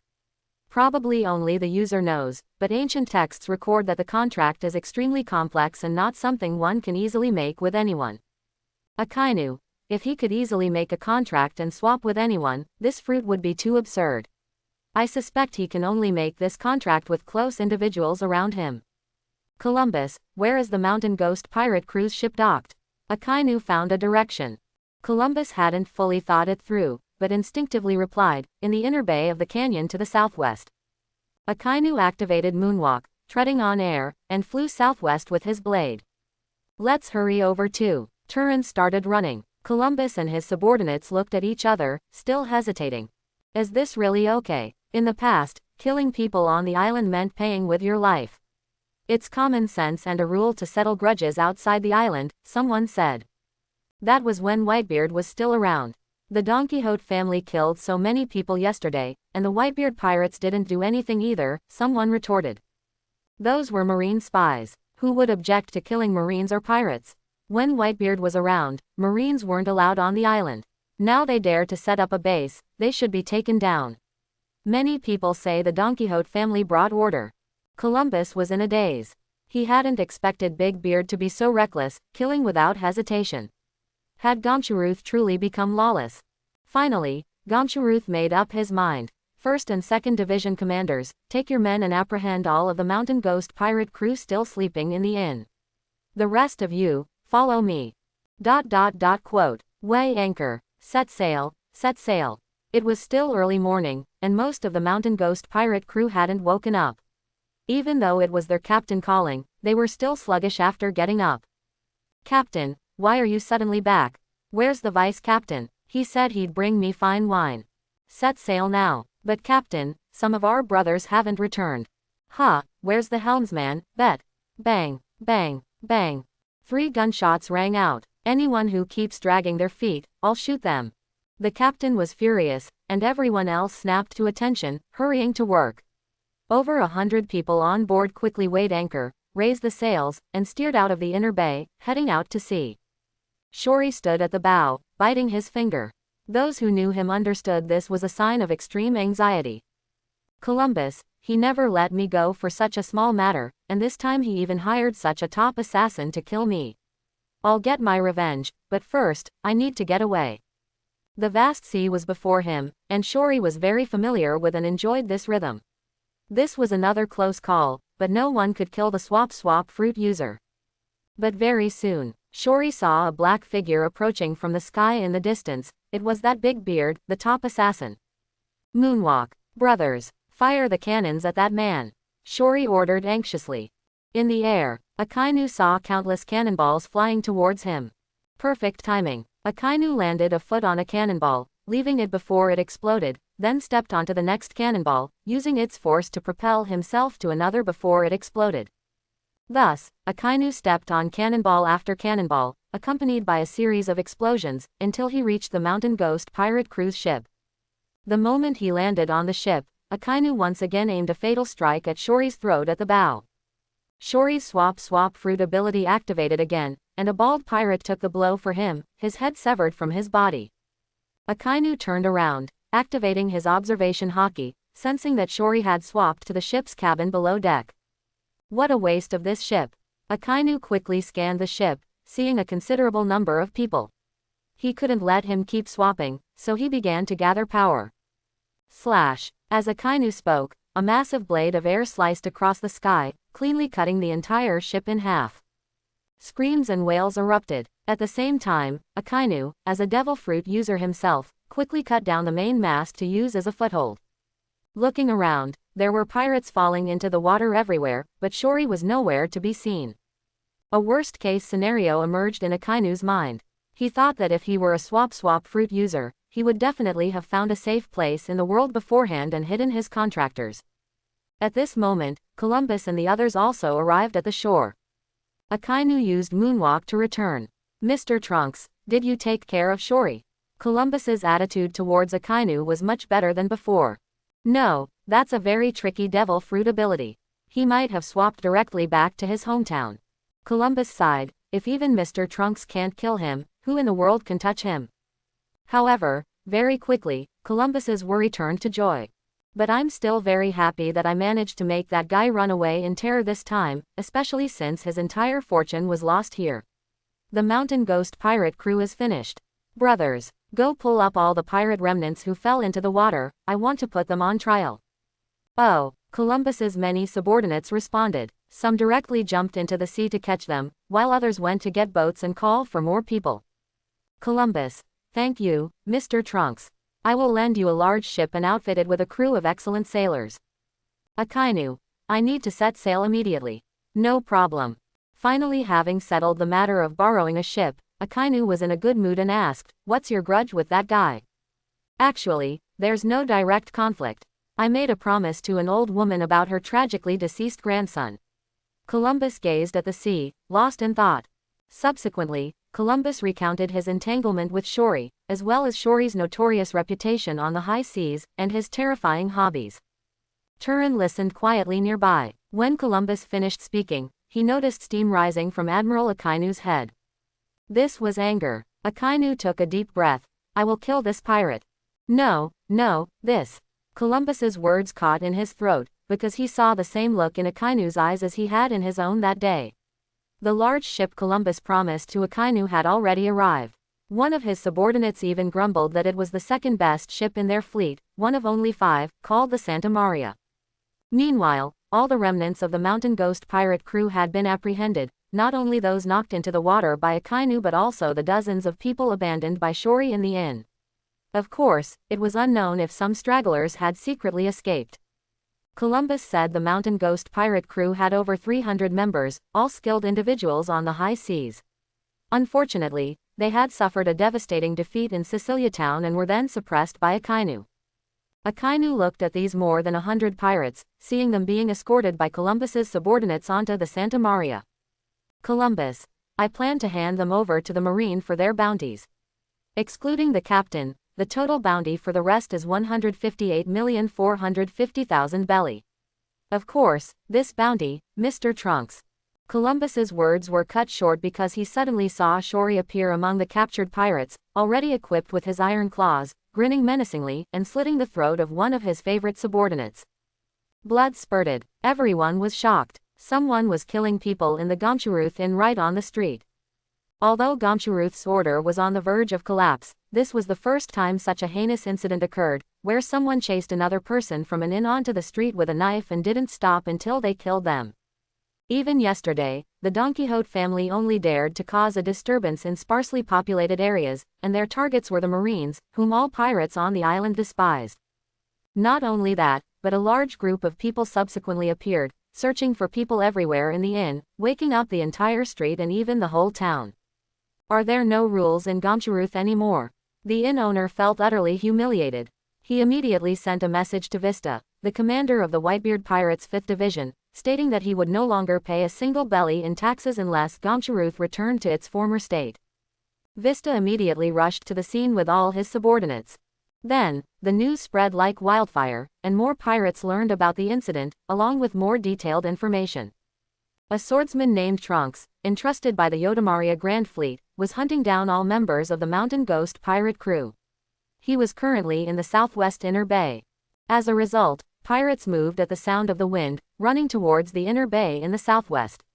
Even Maria, the apron-clad woman who didn't want to get involved, ran there, fearing the situation would escalate out of control. And when a group of curious pirates arrived at the scene, they witnessed Akainu talking with Vista, and Shori's figure reappeared among the captured crowd, slitting 3 throats in the blink of an eye. "Shori is here again," Columbus exclaimed. Akainu did not speak, because he was using his blade, the fastest blade. But Shori seemed to sense it in advance and immediately swapped places. "Duck," Akainu shouted, because this time, Shori had swapped not with a pirate, but with a middle-aged woman dressed like a respectable citizen, who was completely at a loss. Akainu quickly raised his blade, barely grazing the woman's head, cutting off a few strands of her hair, and slicing off the peak of a distant mountain. It was a close call. "Hey ga ga ga ga ga." Arrogant laughter echoed through the crowd as Shori reappeared, casually slitting the throat of a guard member. Akainu flashed, sheathed his sword, and threw a punch. He had just thrown it when he quickly stopped, because this time, Shori had swapped with a toddler who was just learning to walk. "Hey ga ga ga ga ga." Shori reappeared on the other side of the crowd, his iron claws now turned into blood claws, and as he brandished them, he again slit 3 throats. Columbus's eyes were bloodshot, and he roared, "Everyone move. Every member of the Mountain Ghost pirate crew can swap places with that guy. Watch every pirate, let's catch him together." "Hey ga ga ga, it's useless. My observation hockey can predict 2 seconds into the future. How about it? Can't catch me, can you? Annoying, isn't it? Ga ga ga ga." Shori suddenly appeared in front of Columbus to provoke him, his claw aiming directly for his chest. Columbus was startled and quickly retreated, but 4 bloody gashes were still left on him. By the time he countered with his right fist, Shori had already swapped away, replaced by a middle-aged farmer. Bang! Columbus couldn't stop his punch and directly knocked the frail farmer unconscious to the ground, taking his breath away. Ah ah ah ah! Columbus was furious. He had accidentally killed an ordinary person. But Shori reappeared in the distant crowd. "Hey, hey, hey! Look closely, are you also a bloodthirsty pirate? Hey ga ga ga ga!" Swish! Akainu had appeared behind Shori at some point, launching a sneak attack. "It's useless, I predicted this future," Shori said with a sinister laugh as he swapped places. Akainu stopped again, and each such sudden stop was a drain on Akainu's inner self. Blood was already flowing from the corner of his mouth. Seeing this sight, Turin slumped to the ground. "You're kidding, right? Why does this guy seem to have an endless supply of swap contractors?" "You got it right, little sister. As long as there are poor people in the world, my contractors are endless. Do you know why my strength is mediocre yet I have a bounty of 240 million belly? Because no one has ever been able to catch me," Shori boasted, cutting off a person's head. Columbus's crew finally couldn't hold on and began to scatter, at least moving away from the Mountain Ghost pirate crew members. "Everyone, don't panic, don't panic." Admiral Columbus's command was ineffective at this moment. The crew members were afraid of that laughter. Like the Grim Reaper's summons, they just wanted to escape immediately. No one knew if the next pirate would turn into Blood Claw Shori. "Hey ga ga ga ga. All rescued. Slaughter begins." Shori swapped again, and blood splattered.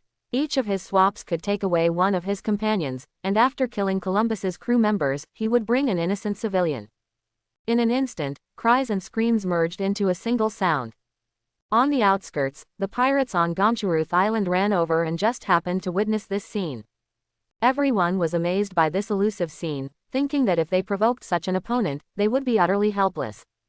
Is this the Blood Claw Shori, the captain of the Mountain Ghost pirate crew, with a bounty of 240 million? Gradually, Columbus despaired, and could only place his last hope on Akainu. "Trunks, sir, what should we do?" Akainu did not answer, because Akainu had made a decision from just now, to kill all members of the Mountain Ghost pirate crew. Right here. His steps were like flying, sword light danced, and blood splattered. Akainu moved like lightning through all the members of the Mountain Ghost pirate crew, striking fatally with every blow, regardless of gender or age. Stop. They are not all my companions, there are also hostages. Shori panicked. He had specifically swapped them back so as not to lose this group of his core members. These skilled sailors had been accumulated over many years, and most of them were from his hometown, very important. Akainu paid no heed, focused solely on killing. How much money did Columbus give you? I'll give you double, no, triple. Don't kill my comrades. No, please spare Pompeo. He's just an old navigator who hasn't killed anyone. I still want to take him back to South Blue. Ah, Pompeo's head was smashed. Big beard, I'll remember you. I'll come back for revenge. Finally, Shori's voice disappeared, signifying that nearly 200 members of the Mountain Ghost pirate crew had all died here. Akainu's blade was even dulled from the cutting. After taking a deep breath, he casually threw the sword away, but he couldn't get rid of the blood that covered him. At this moment, Vista, with his men and a large crowd of curious pirates, had just arrived, seeing the ground covered in blood and dismembered bodies, Akainu standing, and a dozen terrified civilians. What happened here? Vista drew his twin swords. The Whitebeard pirates soldiers who had arrived earlier immediately reported to Vista. After listening, Vista was furious. This was no longer a matter of rules. If the Whitebeard pirates couldn't act on this matter, they would no longer be qualified to manage Gomsharuth with so many pirates watching. Trunks, can't you go off the island to commit such mass murder? You truly don't put my Whitebeard pirates in your eyes. I will punish you. Columbus rushed out. It's all my fault, please don't punish him. Let's all get along and make money, I'll pay, any amount is fine. Vista looked around, then gritted his teeth. Once the rules are broken, no amount of money can fix it. Columbus wanted to say something more, but Akainu, covered in blood, was already walking towards Vista. Pirates are thieves, so don't make any rules, it's laughable. Akainu smiled. Facing Vista, he clenched his fists and slowly rose into the air. Maybe I thought too much. Maybe killing is the best way. Keep killing, kill all pirates. Now, right here, turn Gomsharuth into a fiery hell, and not a single pirate will escape. Vista trembled. At this moment, not just him, but everyone trembled, screaming internally. Who is this big beard? What does he want to do? Why does he possess such terrifying power? Akainu's pupils had turned red. Because I am the Mari. Calm down. A sudden voice. Everyone stopped at this moment. All movement in this space within Gomsharuth stopped, but thoughts did not. 1 minute later, bang, Akainu, who was in the air, fell to the ground. Oh my, I really am getting old. I can only stop a fleet admiral for 1 minute. Are you all right? Have you calmed down? What? Oh, now that you're calm, you're scared. Impulse is the devil. Don't worry, no one can hear my voice right now because the air has stopped. Akainu felt the world turn gray and lifeless, even the sound of the ocean waves was inaudible. Not only can they not hear, but they can't even see right now. Only their thoughts exist in a state of nothingness, fearing in the void. Fleet Admiral, have you calmed down? Akainu had already calmed down. He was now bewildered, until he saw Alarison walk out from the gray, static crowd, but he wasn't holding his long pipe. You did all this, Alarison. The movement fruit, or perhaps the stoppage fruit. It stops all movement except for thought. And by the way, among all the people alive in this world right now, no one knows I ate this fruit. You are the only one, Fleet Admiral. Akainu. Stopping time. Alarison. No, time is a subjective concept. I stop movement. How do I explain it to you? Alarison thought for a moment, then suddenly looked up and saw a stopped leaf. He then released his control, letting it float down naturally. When it drifted in front of him, he caught it between two slender fingers. See, the leaf falls from the tree, this is its movement. Everything in the world, including people, moves like this. And now I've caught it between two fingers, stopping its movement. The stoppage fruit gives me the power to stop the movement of a leaf, like this. Akainu. All movement in the world has stopped. I can only stop this small island of Gomsharuth right now. Akainu exclaimed, this must be the strongest fruit. Alarison. There is no strongest fruit. My fruit also has a fatal flaw. Akainu. What is it? How can I tell you my weakness? Alarison blinked his large eyes with purple eyeshadow. Akainu smiled slightly, a little embarrassed. Then he remembered Alarisan's story and asked, even with your power, you didn't succeed back then. Alarisan didn't answer, instead asking, in that stopped state just now, where were your thoughts? Akainu thought for a moment, recalling a dark blankness, and replied. Nothingness. Alarisan sighed deeply. There were many reasons for our failure back then. The lack of the Nika fruit, not finding Joy Boy, the ancient weapons. But the ultimate reason I gave up was nothingness. The current world government hasn't even existed for 1,000 years. What does that count for in this vast world? There are many countries on the sea with histories spanning thousands of years. What if dynasties change? It's just history repeating itself. None of this has meaning. Never mind, the morning sun shouldn't listen to the evening sun's sighs. Go your own way, perhaps you can forge a new path.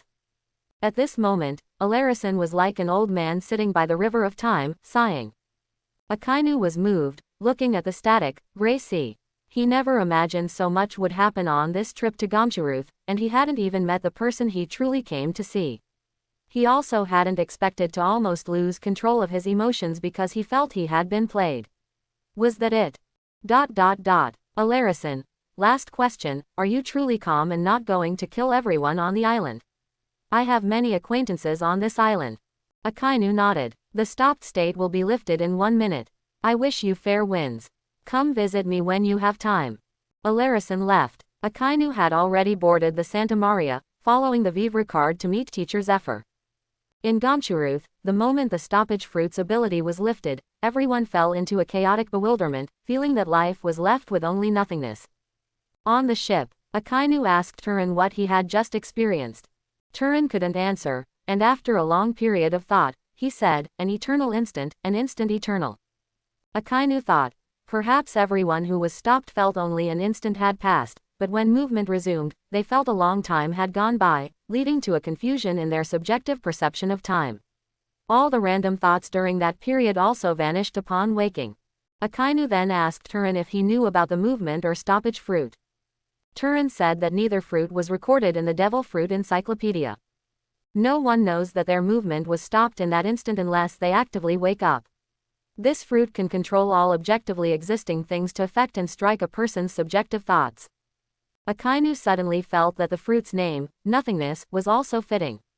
At that time, Vista, being the strongest with the firmest willpower, was the first to awaken from the meaningless nothingness. However, after waking up, he was no longer so insistent on upholding rules. He eventually accepted Columbus's monetary solution, which included a favor from Maria who had rushed over. The money, of course, came from the Mountain Ghost pirate cruise bounty. As for the surplus, Akainu said it was for Maria, as compensation for the tavern. Akainu also didn't feel safe leaving the 12 ordinary citizens, who had been swapped over by Shori, in Gomchuruth, so he took them all with him. After finishing these tasks, Akainu bid farewell to Maria and the others and boarded the ship heading out to sea. What he didn't know was that the reputation of his clone, Trunks, would soon begin to spread within a small circle.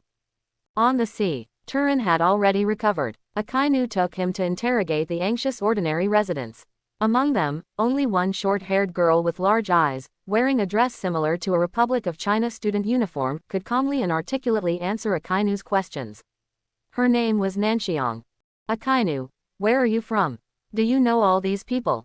Nanxiang was still a little scared, timidly replying, I'm from a country called Qing Country in the South Blue. These people, judging by their clothing style, should be from the same country as me. Akainu asked Turin beside him, do you know about Qing Country in the South Blue? Turin, yes, it's the largest country in the South Blue, with over 20 million people. The royal family has an uninterrupted lineage of 5,000 years, with a long history, but it's not a world government member state. In recent decades, Qing Country has been plagued by continuous warfare, and the people are suffering.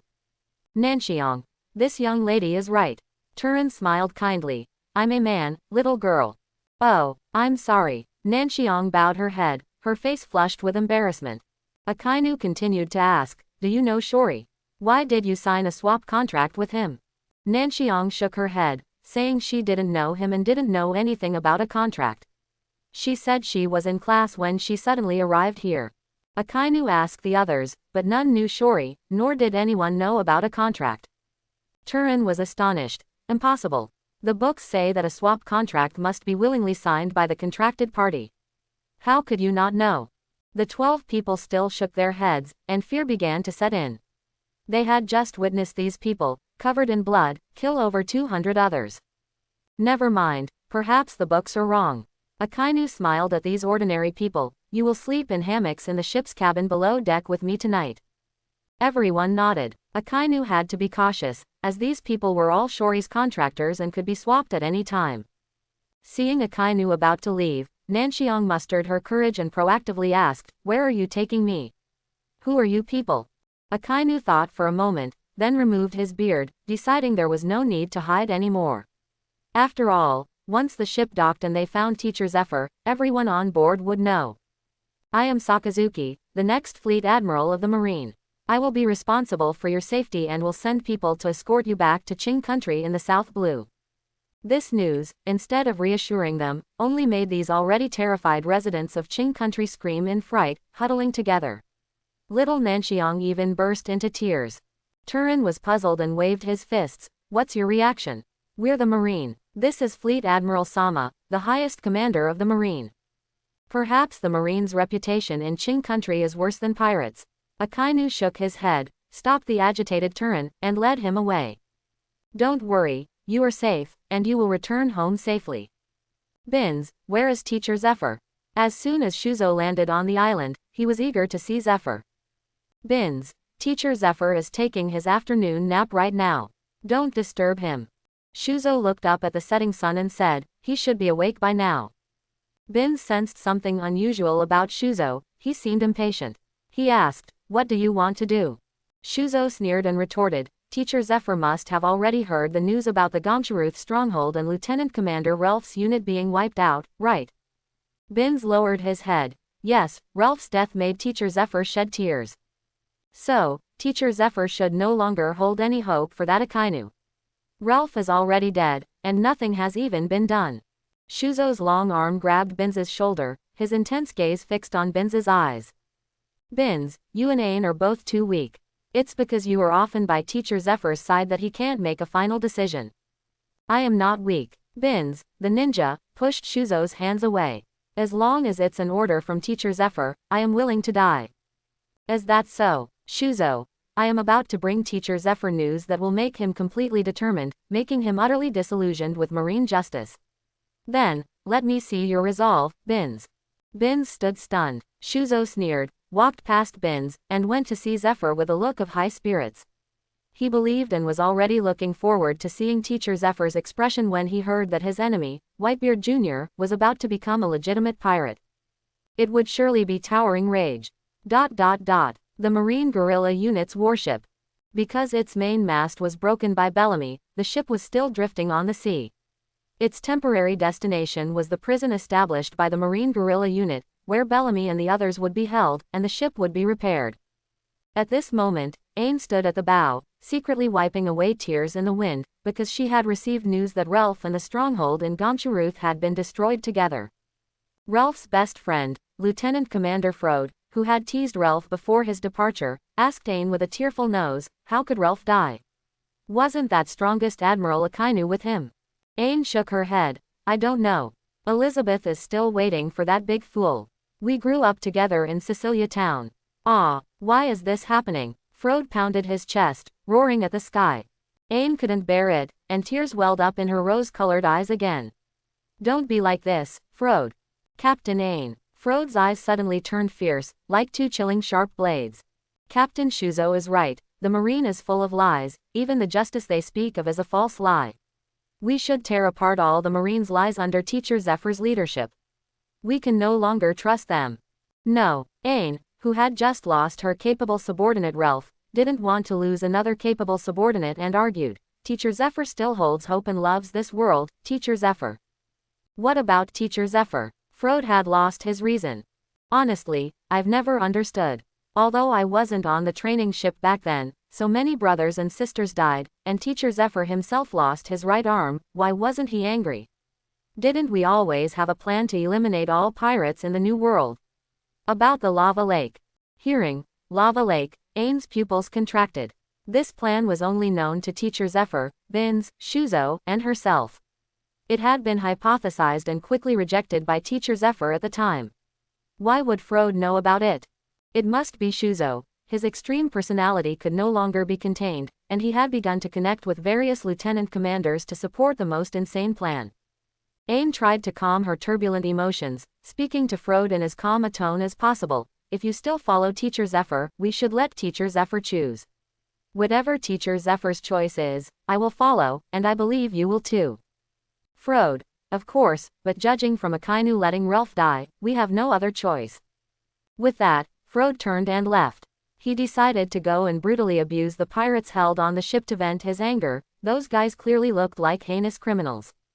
Standing there, Ain leaned weakly against the ship's railing, thinking helplessly, I thought that Akainu actively seeking out teacher Zephyr was to solve problems. When there are many people, there will be disputes. Within the Marine Guerrilla Unit, regarding captured pirates, Shuzo advocated for direct execution, while Ain advocated for legal judgment. These two factions were unyielding and irreconcilable, so they each did their own thing. Ain would always first escort captured pirates to the prison established by the Marine Guerrilla Unit for detention, and then hand them over to the world government for unified judgment.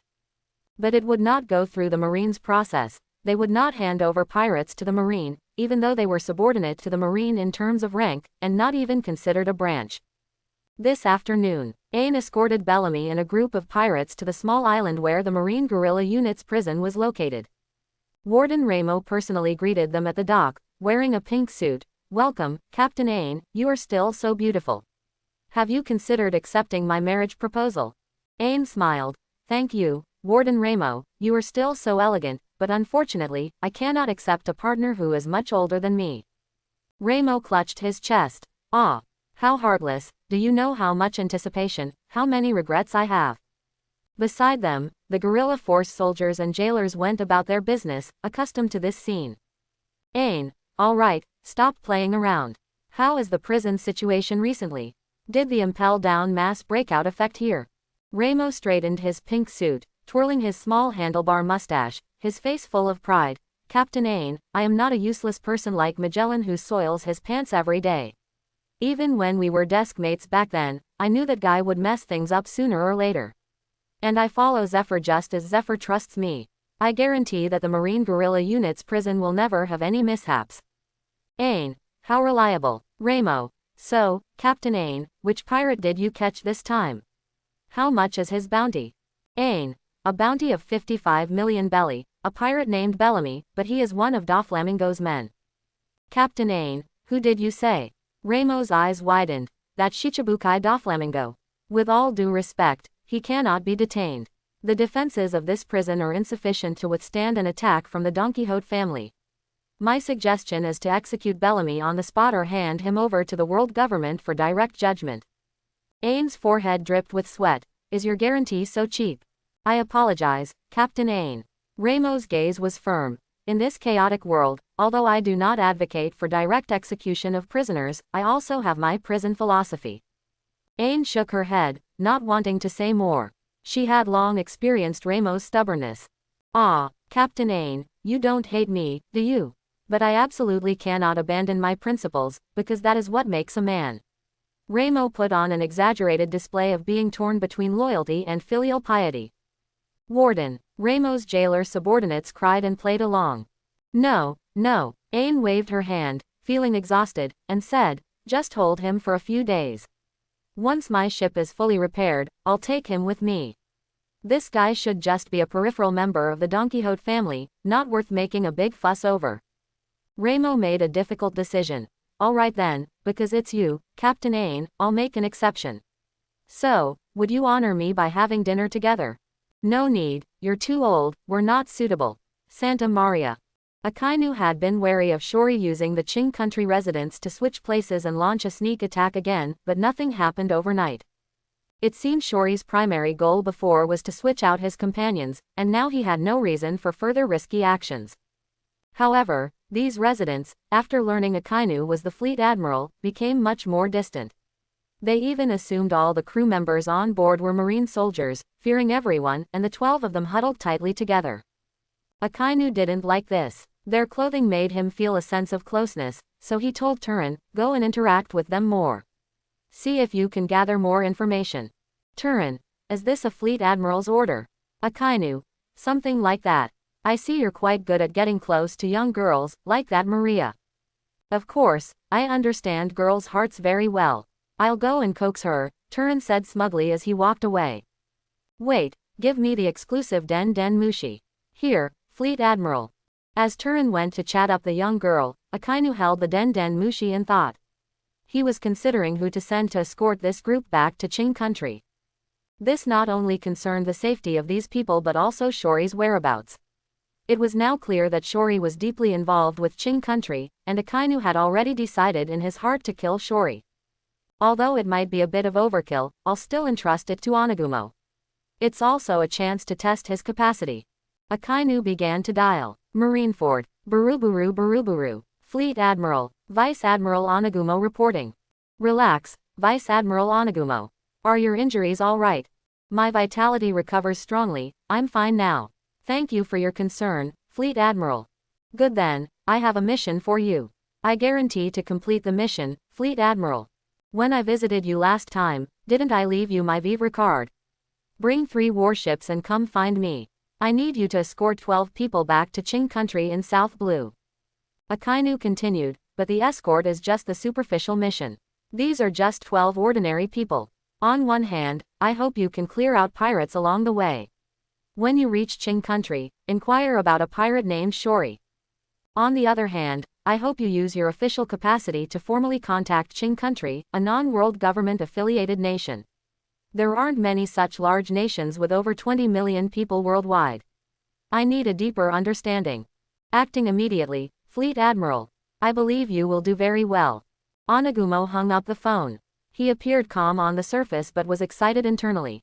Although he also wondered if the mission was too simple, he felt the Fleet Admiral definitely had deeper intentions, and he needed to do well. So, Onagumo decided to directly mobilize troops and depart.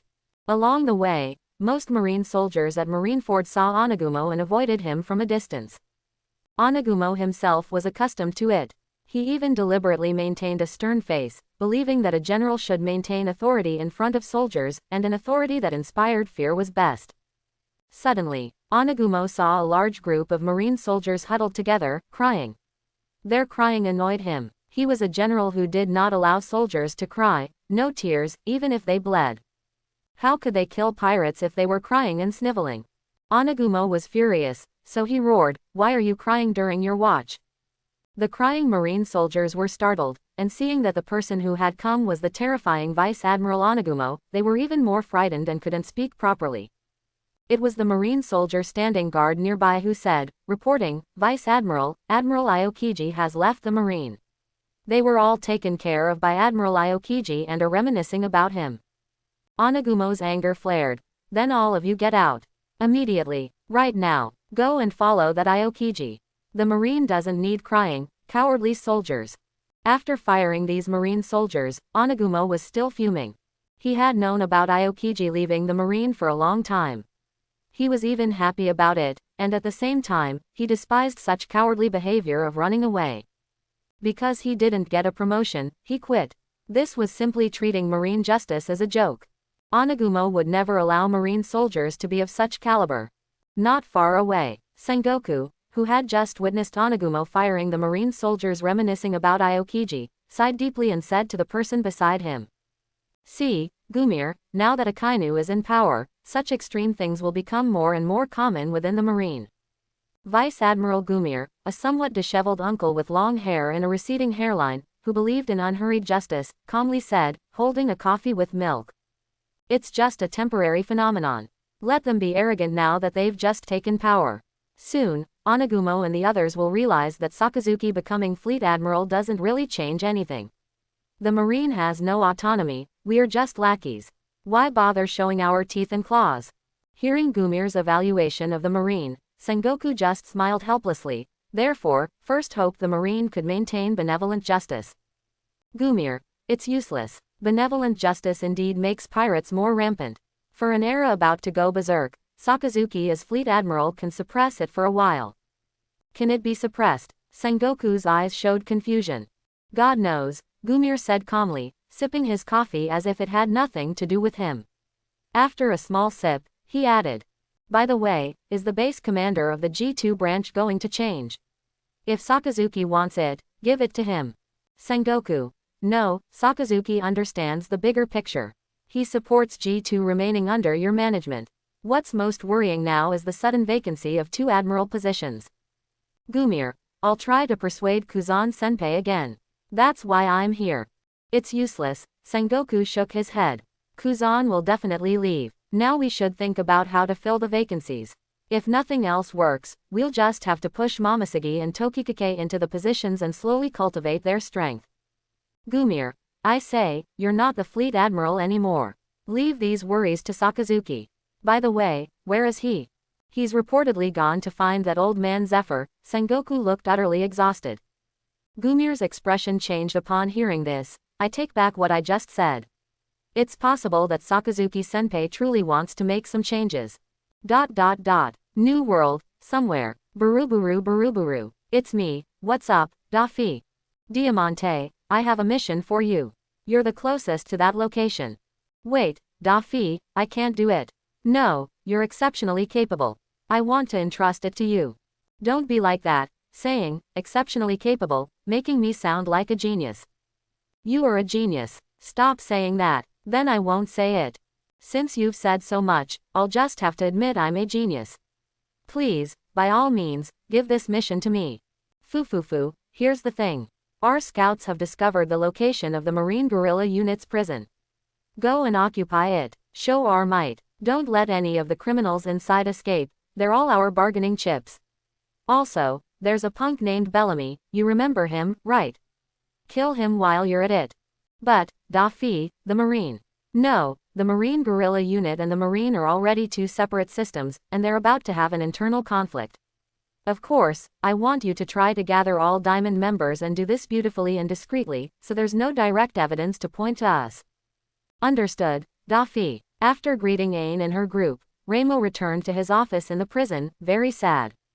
This sadness wasn't just because Aine rejected his dinner invitation and said she had to leave immediately. With her departure, Remo wondered how long it would be until he could see her beautiful face again. It was too hard to bear. Despite his sadness, Remo still arranged his work. Warden, put the new prisoner in the maximum security prison and give him an extra pair of sea stone shackles. Warden Philly, with his horse-like face, replied woodenly, yes. Remo, who's on perimeter duty tonight? Philly, John's squad. Remo, old John is quite reliable. The situation is special lately, so have him stay on perimeter duty to report on the sea conditions. Temporarily put the second squad under John's leadership as well. Understood, Warden. That's all for you, go. Remember to call Anna and the others over to treat my illness.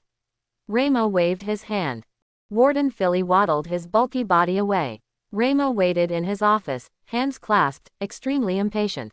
Not long after, 5 nurses, dressed in pink nurse uniforms, with alluring figures and leopard print tights, entered Remo's office. Anna, you're here. Come quickly and treat my illness, my heart hurts so much today. Remo, an old man, clutched his chest, lecherously eyeing the 5 vibrant nurses. Suddenly, Remo saw that they were still wearing leopard print tights. Why are you still wearing leopard print? It's so old-fashioned, so ugly, so ugly. Where are the white stockings I bought for you? White stockings are the true way of the nurse uniform. And I bought the lace-edged ones with bows, do you understand? Remo was heartbroken. Among the 5 nurses, Anna, with her long, curly blonde hair, stepped forward and apologized. Sorry, Warden, leopard print was what our captain used to like, and we don't want to change. It's always the same reason. Whitebeard is dead, and besides, didn't he kick you off his ship? He's not your captain anymore. Remo was very angry that they wouldn't wear white stockings. Anna, you must follow the right path. Whitebeard was just a pirate, and pirates are bad guys, not worth remembering. And think about it, think about how Whitebeard selfishly took you onto his ship to treat him, and then selfishly kicked you off, saying he was afraid you'd lose your lives. But with so many enemies on the sea, wouldn't kicking 5 delicate, defenseless beauties off his ship in the New World be sending you to your deaths? Remo roared. Have you forgotten how you were tortured when Whitebeard's enemies captured you? The scars on your backs are still there, aren't they? That guy played with you and then wanted to sell you as slaves. If it weren't for our Marine guerrilla unit coincidentally catching them, you would have been miserable. Those would have been dark days of inhumanity. Remo grew more and more agitated as he spoke, yelling and threatening. It sounded somewhat logical, and Anna and the 5 nurses were listening with tears streaming down their faces. One of the nurses, with short black hair, cried and then took off her leopard print tights right in front of Remo. Remo's eyes lit up. Yes, yes, Linda, well done. Hey, bare legs are also a perfect match. All of you, hurry up and take them off, let me see. If you don't comply, I'll throw you into prison and let you taste what it's like to be female prisoners. Powerless to resist the former superiority they enjoyed, where other men wouldn't even dare to look at them due to Whitebeard's prestige, was gone. Anna and the others cried as they began to take off their leopard print tights. For a moment, there was boundless spring light. Remo drooled like a pig, staining his pink suit. Bang! The office door was suddenly kicked open. Ah! The 5 nurses shrieked, as if they had been caught in some illicit affair. Who dares kick my door?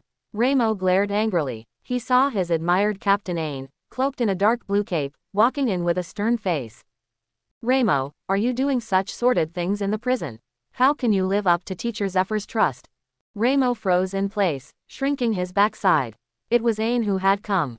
He could only cover his blushing face with both hands, deluding himself as he hid in the corner. Can't see, it's not me, it's not me. Ain had originally come to talk to Remo. She had just heard Remo's agitated speech threatening the nurses outside the door, and now seeing Remo acting like a child who had done something wrong, she sighed helplessly. On the other side, the 5 nurses, with bare legs and thin nurse uniforms, huddled together, trembling. On the floor were the discarded leopard print tights, still faintly scented. Ain asked with some pity, were you formerly the ship's doctors on Whitebeard's ship? Yes, but our captain kicked us off the ship before the decisive battle. Later, we were captured by the Iron Ball Pirates, an enemy of our captain. Then the Iron Ball Pirates were captured by the guerrilla force, so we came here with the ship and were kept by the warden to treat illnesses. Anna said a lot, including things Ain hadn't asked, with a certain expectation. As a woman, Ain recognized this expectation and said, you are just doctors, you are innocent. I will send someone to escort you back to your hometown. Really, thank you. The 5 nurses wept with joy. Remo, crying, looked back from the corner. No, Captain Ain, I'm really sick, I need doctors. Besides, I didn't do anything to them, I just asked them to change their stockings. Just change their stockings. Ain looked at Anna and the others. Anna and the 5 looked at each other, as if the warden hadn't really done anything to them these past days. The stocking issue was mentioned on the first day, but he only forced it today. So, Anna and the others nodded to Ain, indicating that Remo was right. Ain had a headache. Remo was already in tears. I am a gentleman of taste. What did I do wrong by just asking them to change their stockings? Woo woo woo. I'm sorry, I was impulsive. Ain apologized sincerely. Remo, then can they not leave? I am indeed physically ill. After I'm treated, I'll send someone to escort them back. Ain, what's your illness? Remo, the heartbreak of not having your love.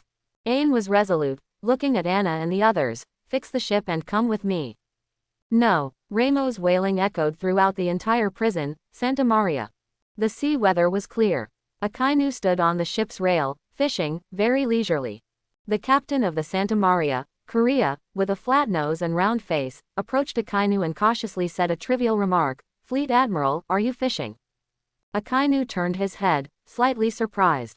Ever since he revealed his true identity as the Fleet Admiral, everyone on the ship had avoided him, and this was the first time Korea had voluntarily spoken to him. Yes, I'm fishing. Akainu was also kind, answering the trivial remark. Hehe, you're fishing very well. Korea was very nervous and uneasy.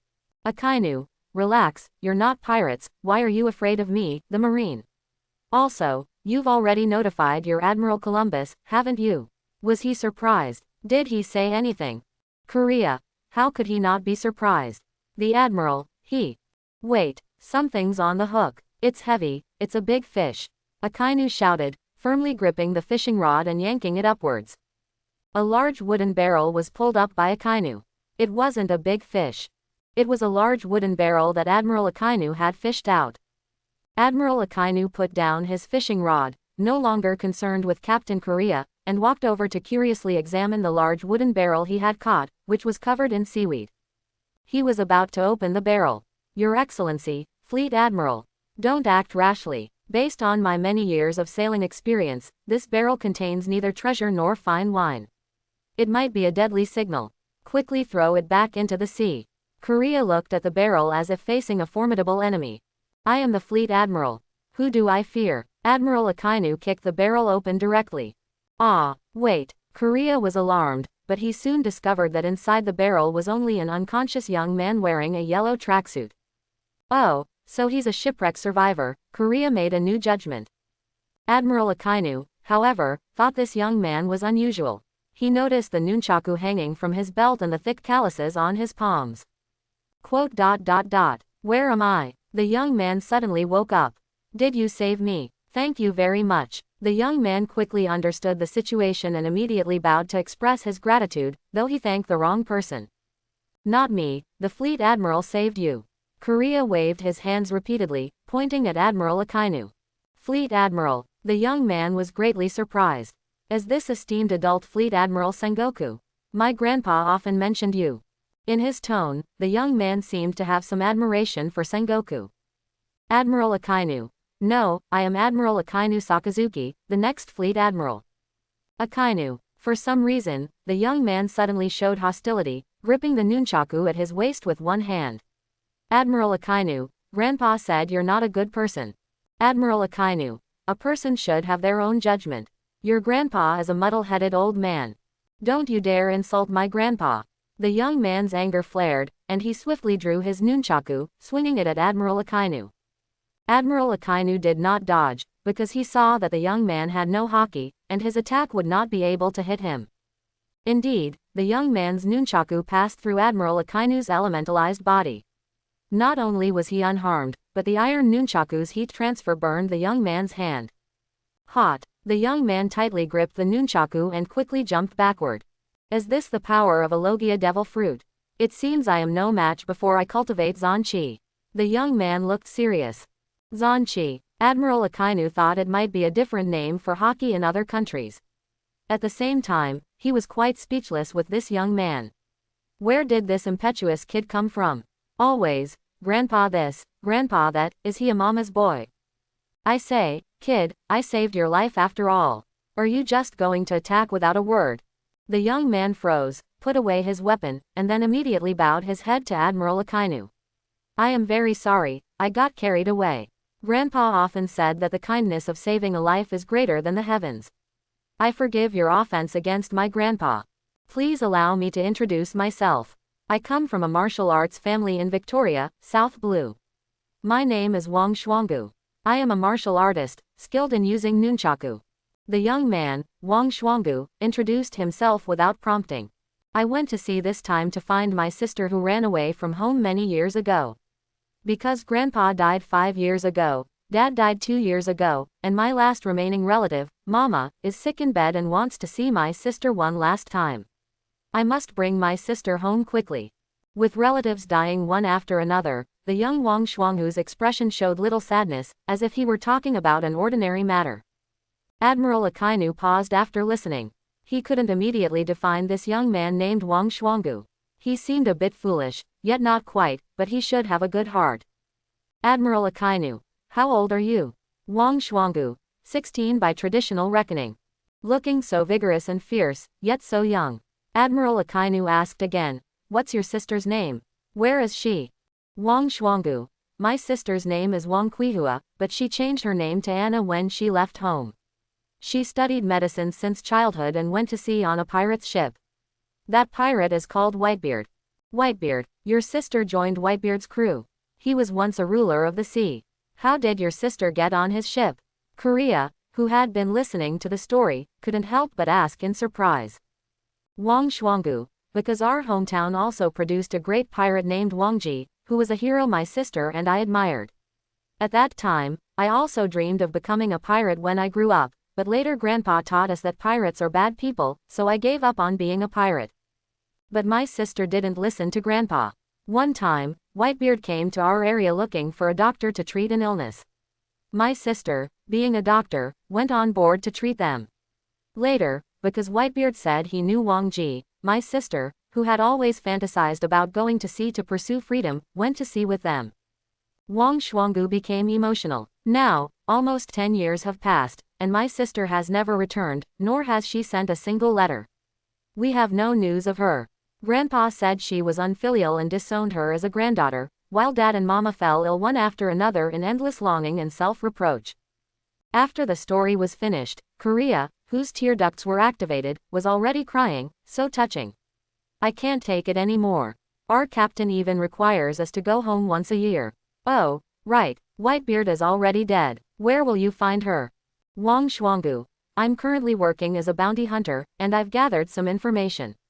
Before the decisive battle, Whitebeard sent all the women who couldn't fight off his ship. I went to the place where they were sent off to search, and some people said that the Iron Ball pirates captured all the women Whitebeard had sent off. Iron Ball pirates. That pirate crew is very bad. They specialize in slave trading. If your sister was captured by them, it would be terrible. Oh, I'm sorry, your sister must be fine, maybe she even became friends with them. All within the 4 seas are friends, right? Korea realized he had said the wrong thing and immediately corrected himself, though even he didn't believe his correction. But Wang Shuanggu just smiled with a slightly naive expression. It's okay, the outside world is dangerous. I don't have those naive ideas. Now I just hope my sister is still alive. If she's dead, I'll bring her ashes back. The young man's unusual calmness and composure made Admiral Akainu furrow his brow and take him seriously. Wang Shuanggu continued. But I also got news that the Iron Ball pirates were defeated by the Marine guerrilla unit, and all their members were sent to prison. I think my sister must be in the guerrilla forces prison. I want to save my sister. Admiral Akainu, do you have an eternal pose for the guerrilla forces prison? Wang Shuanggu rubbed the back of his head. No, but someone said it's in this sea area. I've been rowing a small boat looking for a week. Yesterday, I encountered a tsunami and crawled into the wooden barrel.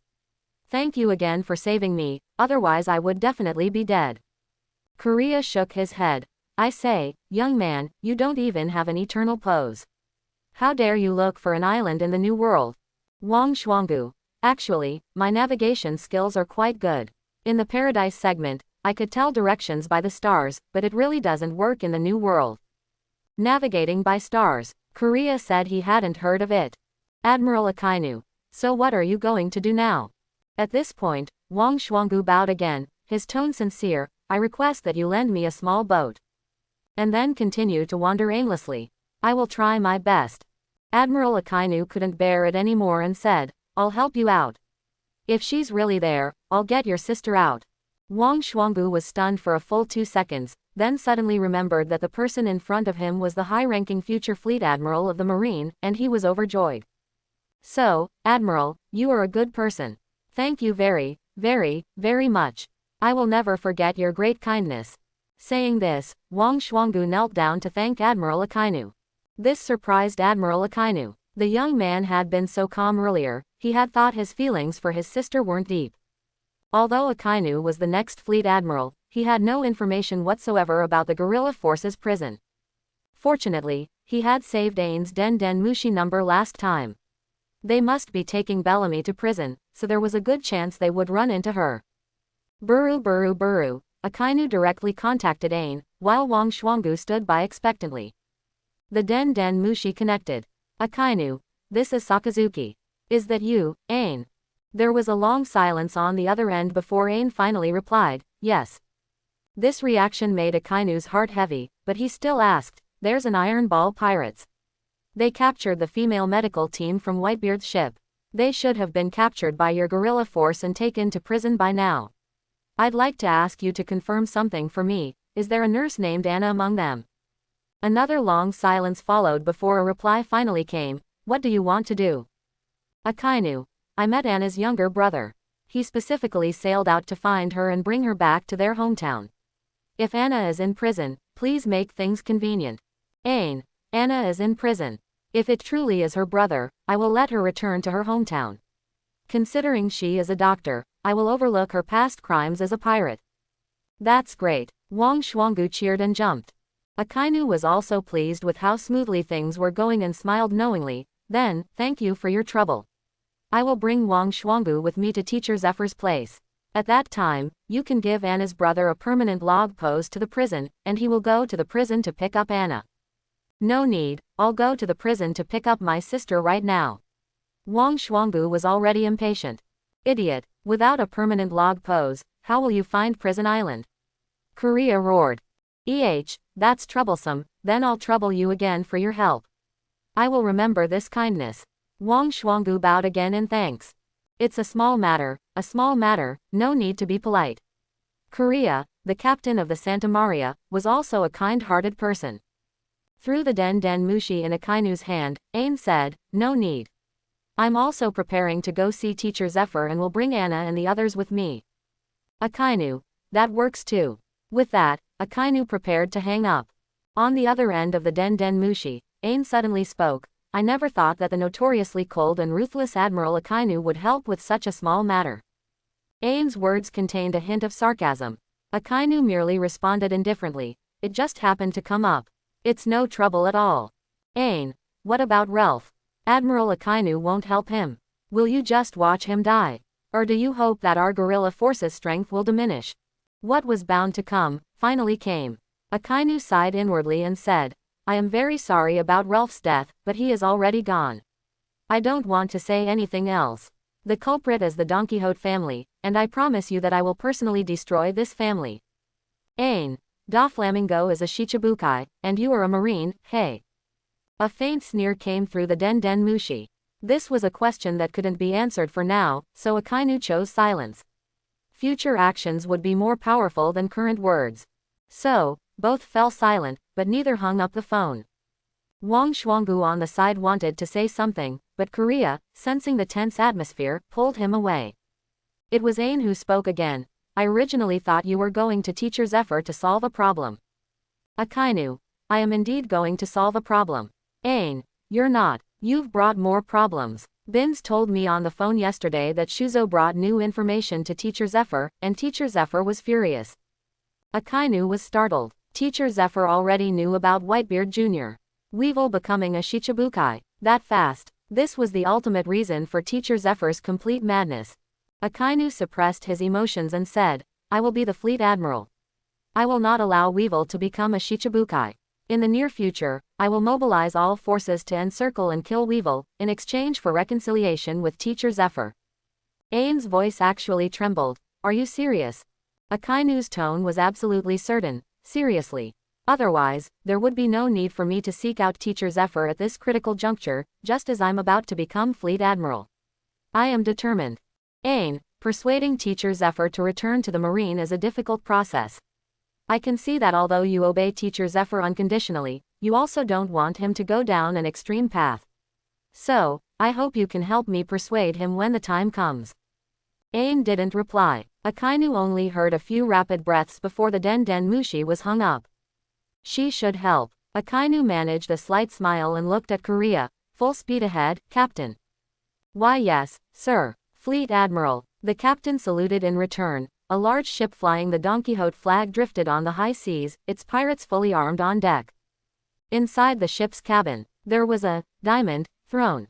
On the throne sat a man dressed in indigenous tribal style, wearing a fringed hat, with 2 facial tattoos, and a red cloak. This man was Diamante, one of the 4 top officers of the Don Quixote family. Diamante rose from his seat, spread his arms towards the 3 men of different shapes in front of him, and said, excluding Pink, who couldn't make it, the rest of you, Rauji, Machvis, Dellinger, are all here. You know the mission content, right? Then let's go cause some trouble. Yahahaha. The laughter was gender neutral, coming from Dellinger, a man dressed as a woman, wearing dark red high heels, covering his sharp teeth as he laughed. He had half fighting fish bloodline. The mission will definitely be completed, G. The bald old man with bulging veins on his head was Rauji, who liked to add, G, to the end of his sentences. How much longer until we reach that prison? I can't wait. The muscular man wearing a revealing, ribbed tank top that showed his chest hair, and a pirate crew tattoo on his right arm, was Machvis. Diamante. Soon, 2 more days. But we still need to formulate a battle plan to ensure that no one escapes from that island. Also, according to the latest discovery, there's a prisoner in the prison that Daffy really wants. Daffy specifically called to remind us. Dellinger still covered his sharp teeth, laughing arrogantly. Yahaha, I guarantee no one will escape. Me too, gee, Machvis. As long as the main officers of the guerrilla force aren't at the prison, our surprise attack will have no problems and will proceed perfectly. Diamante. No, according to the latest intelligence, there is one named Ain, who ate the revert fruit, a revert human. She's very troublesome. Be careful not to let her touch you with her hands. Dellinger. Could it be like sugar? Diamante. Yes, you must be careful of her. I will deal with her when the time comes. As for the others, Raoji will take 1/5 of the subordinates to stay behind, responsible for sailing around the island and for the final rendezvous. Remember, don't let anyone escape. Raoji nodded. Diamante looked at Machvis. You are responsible for destroying the prison gate and other prison obstacles. Machvis. No problem, watch my 10,000-ton force. Diamante looked at Dellinger. You are responsible for clearing out the main combat forces in the prison. Remember not to play around, finish the fight quickly, kill anyone you see. Dellinger. All right, I won't play this time. The fully prepared Don Quixote Diamond unit is about to launch an attack on the guerrilla forces prison. The weather was gloomy, with dark clouds gathering but not falling. In this oppressive moment, Akainu, who had been at sea for many days, finally followed the Vive Ricard's guidance and found the island where Zephyr had landed. It was a barren island, covered in crown-shaped rocky mountains, with the only plants on the mountaintops being purple. All of you wait for me on the ship. Without my command, you are not allowed to go ashore and wander around, Akainu said with authority. Korea. I will restrain my subordinates. We will wait on the ship for you, Fleet Admiral, to return. Turin. Should I go? I am your secretary, Fleet Admiral. Akainu. Not this time. I don't know Teacher Zephyr's attitude yet, and there might be trouble. You wait on the ship and help me appease the people of Qing country. Turin helplessly said, all right. Hoping to see his sister, Wang Shuanggu anxiously asked, what about me? Akainu thought for a moment and said, you come with me, but Ain and the others might not have arrived yet. After all, we only talked on the phone yesterday. Wang Shuanggu. Then what should we do? Akainu. It's fine. Ain will definitely come. When she does, I'll talk to the guerrilla force, and you can wait for them on the island. Wang Shuanggu. Thank you. And so, Akainu only brought Wang Shuanggu with him to the island. The island was desolate. Akainu walked for a long time without seeing a single person. He had thought the guerrilla force would at least come to greet him, but now it seemed he had overthought it. The guerrilla force completely ignored the fleet admiral. But they must have seen him land on the island. The guerrilla force couldn't possibly not have even a lookout, nor would they allow a strange ship to land. Or perhaps, Teacher Zephyr, knowing about the new Shichibukai, had already decided to break ties with the marine. Or was the outer guerrilla force controlled by the more radical Shuzo, who was pushing Teacher Zephyr towards extremism? Akainu was lost in thought, occasionally looking up at the gloomy sky, his brows tightly furrowed. He currently had no marine uniform to wear, nor a rose on his chest, only a dark red shirt. This was because his original uniform had been on Relf's ship and had vanished with it. Relf's death was a fatal accident. For the possibility of persuading Zephyr to return, it would accelerate Zephyr's move towards extremism. If Zephyr couldn't return, Akainu wasn't confident he could fully control the complex marine. Managing it alone would exhaust all his efforts, let alone reforming the world. If that were the case, Akainu thought he might as well just leave the marine himself, not be this fleet admiral, and go see what the Revolutionary Army was up to. Finally, on the island, where there had been no one, a few guerrilla force soldiers in black cloaks appeared before Akainu and Wang Shuanggu, holding guns. Wang Shuanggu instinctively drew his nunchaku and stepped forward first. Don't be nervous. This is the Marine Guerrilla Unit. Akainu waved away the hot-blooded youth Wang Shuanggu, and smiled kindly at the guerrilla force. I am Sakazuki. Please take me to see Teacher Zephyr. There was hostility in the guerrilla force's eyes, which was why Wang Shuanggu, sensing it, had drawn his weapon. But he ultimately did not act, instead silently gesturing for them to lead the way. Akainu and Wang Shuanggu followed silently, finally arriving at a valley. Outside the valley, there were many guerrilla force soldiers with tents pitched. When they saw Akainu arrive, there was no goodwill in their eyes. "Put away your little tricks, they're useless. Even if you see me getting beaten, it has nothing to do with you," Akainu whispered to Wang Shuanggu, fearing the impulsive youth would cause trouble later. "I understand." Akainu followed the leading soldier into the valley. After a winding path, the view finally opened up, revealing a bonfire, a large group of people, and Zephyr sitting regally on a stone at the head of the crowd. Zephyr's appearance was exactly as Akainu remembered, except that he wore sunglasses, preventing Akainu from seeing Zephyr's thoughts through his eyes. "Yo, Sakazuki, long time no see," Zephyr spoke first, but he didn't look at Akainu. Instead, he picked up a wild boar leg and started roasting it. "I've missed you very much, Teacher Zephyr." Akainu smiled and walked straight over. The people on both sides made way for him until he stood before Zephyr, on the other side of the bonfire. "Time flies. In the blink of an eye, you've also gotten old." Zephyr focused on roasting the meat, as if making small talk. "Physical age is just an illusion. If one lives in a daze, a lifetime is just that. But my heart is still young, Teacher Zephyr." Akainu casually picked up another pork leg from a nearby iron rack and started roasting it, as if he had come to join a barbecue. "Zephyr. Haha, that's interesting. But what's past is past. You said you wanted to be the fleet admiral of the Marine back then, and decades later, your dream came true." "Akainu, being fleet admiral isn't my dream. This is just the first step of my dream. We both pursue true justice, and I believe Teacher Zephyr, you understand." Zephyr's black sunglasses reflected the bright red firelight, and he sighed, "Is that so?"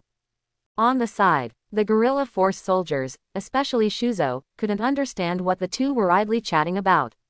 Were they reminiscing as master and disciple? What a joke. The situation was at its most tense.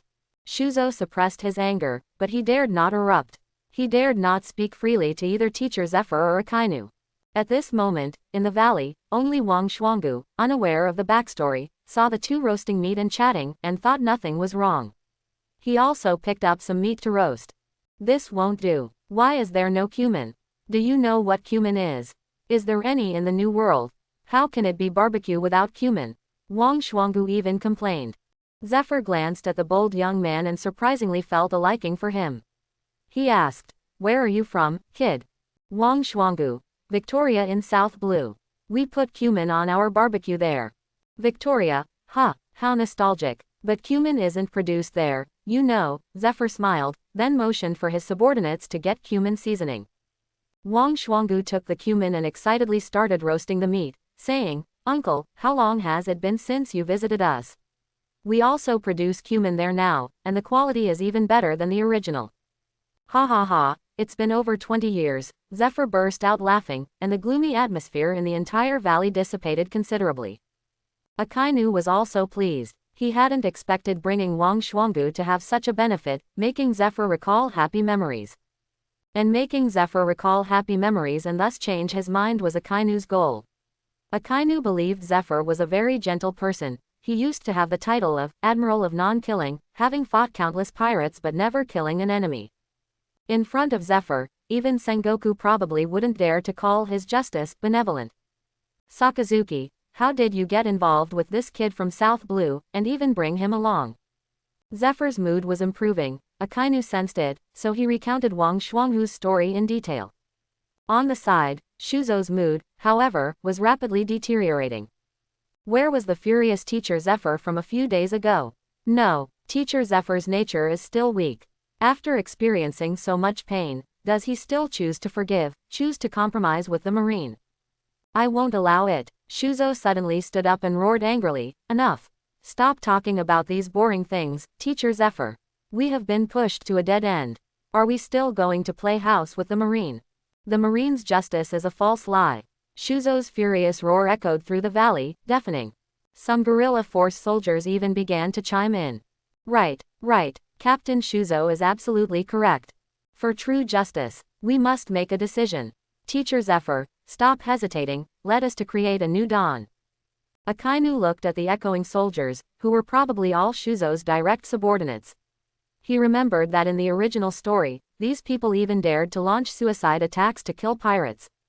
Their determination was no less than those born as protagonists with grand dreams. They were true warriors. Unfortunately, their determination did not receive the reward it deserved. As the saying goes, if the path is wrong, the more one thinks, the more reactionary it becomes. Click, thud. Zephyr raised his massive sea stone mechanical arm and roared, "Everyone, quiet down." With a furious roar, the valley instantly fell silent. Akainu saw Shuzo immediately run to Zephyr's ear, wanting to chatter incessantly, then with a flash, he slapped Shuzo flying. Bang! The slap was so powerful that Shuzo's entire body was embedded into the rock. "What are you doing, Sakazuki?" Zephyr asked coldly. Akainu smiled awkwardly, not knowing what to say for a moment. Should he say, "Can't let a petty person confuse the king's heart"? That would be too embarrassing. "Ah, Zephyr, I knew that name sounded familiar. Isn't he the former Marine Admiral? My grandfather often talked about you, saying that without you back then, Victoria wouldn't have its current prosperity and stability." Wang Shuangbu recalled past events and suddenly jumped up. This divine interruption for Akainu made Zephyr turn his head, his tense face relaxing as he looked at Wang Shuangbu. "You still remember me?" Wang Shuangbu's face showed an apologetic expression for only just remembering. "I was too young, but all the older people in Victoria remember Admiral Zephyr. Your statue still stands in the Binhai Plaza, covered in flowers." Zephyr's body trembled, recalling the past of guarding Victoria, that beautiful coastal city. "Is that so? Victoria still remembers me, thanks me." "Thanks. Of course, they thank you." Beside him, Akainu felt that Zephyr's eyes behind his sunglasses must be moist. He thought, how lucky, Wang Shuangbu and Zephyr actually had such a connection. But just as things were getting better, from within the rock, Shuzo's furious roar suddenly came out. Even though he had been punched into the rock, he still had to shout. "Teacher Zephyr, think of your tragically deceased family, think of our many brothers and sisters. They all died at the hands of pirates. As long as pirates exist in this world, any beauty is only temporary. That Weevil, that so-called Whitebeard Jr., that murderer. He actually became one of the 7 warlords of the sea. He's a legitimate pirate recognized by the world government, isn't that absurd? The Marine betrayed us. We can't compromise anymore. Make up your mind, Teacher Zephyr." Ah, Shuzo's words took effect. Once he thought of those things, Zephyr's reason collapsed.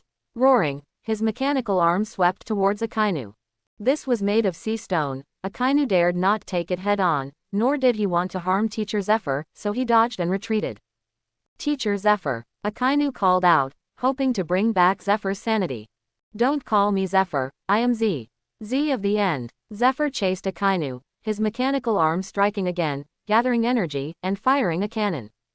It didn't hit Akainu, but the valley rocks shattered and tumbled down. On one side, Wang Shuangbu was bewildered. How did they start fighting again for no reason? But soon, he couldn't stay out of it either, as a group of soldiers attacked him. Wang Shuangbu immediately pulled out his nunchaku, blocking repeatedly, dealing with a dozen soldiers without panic.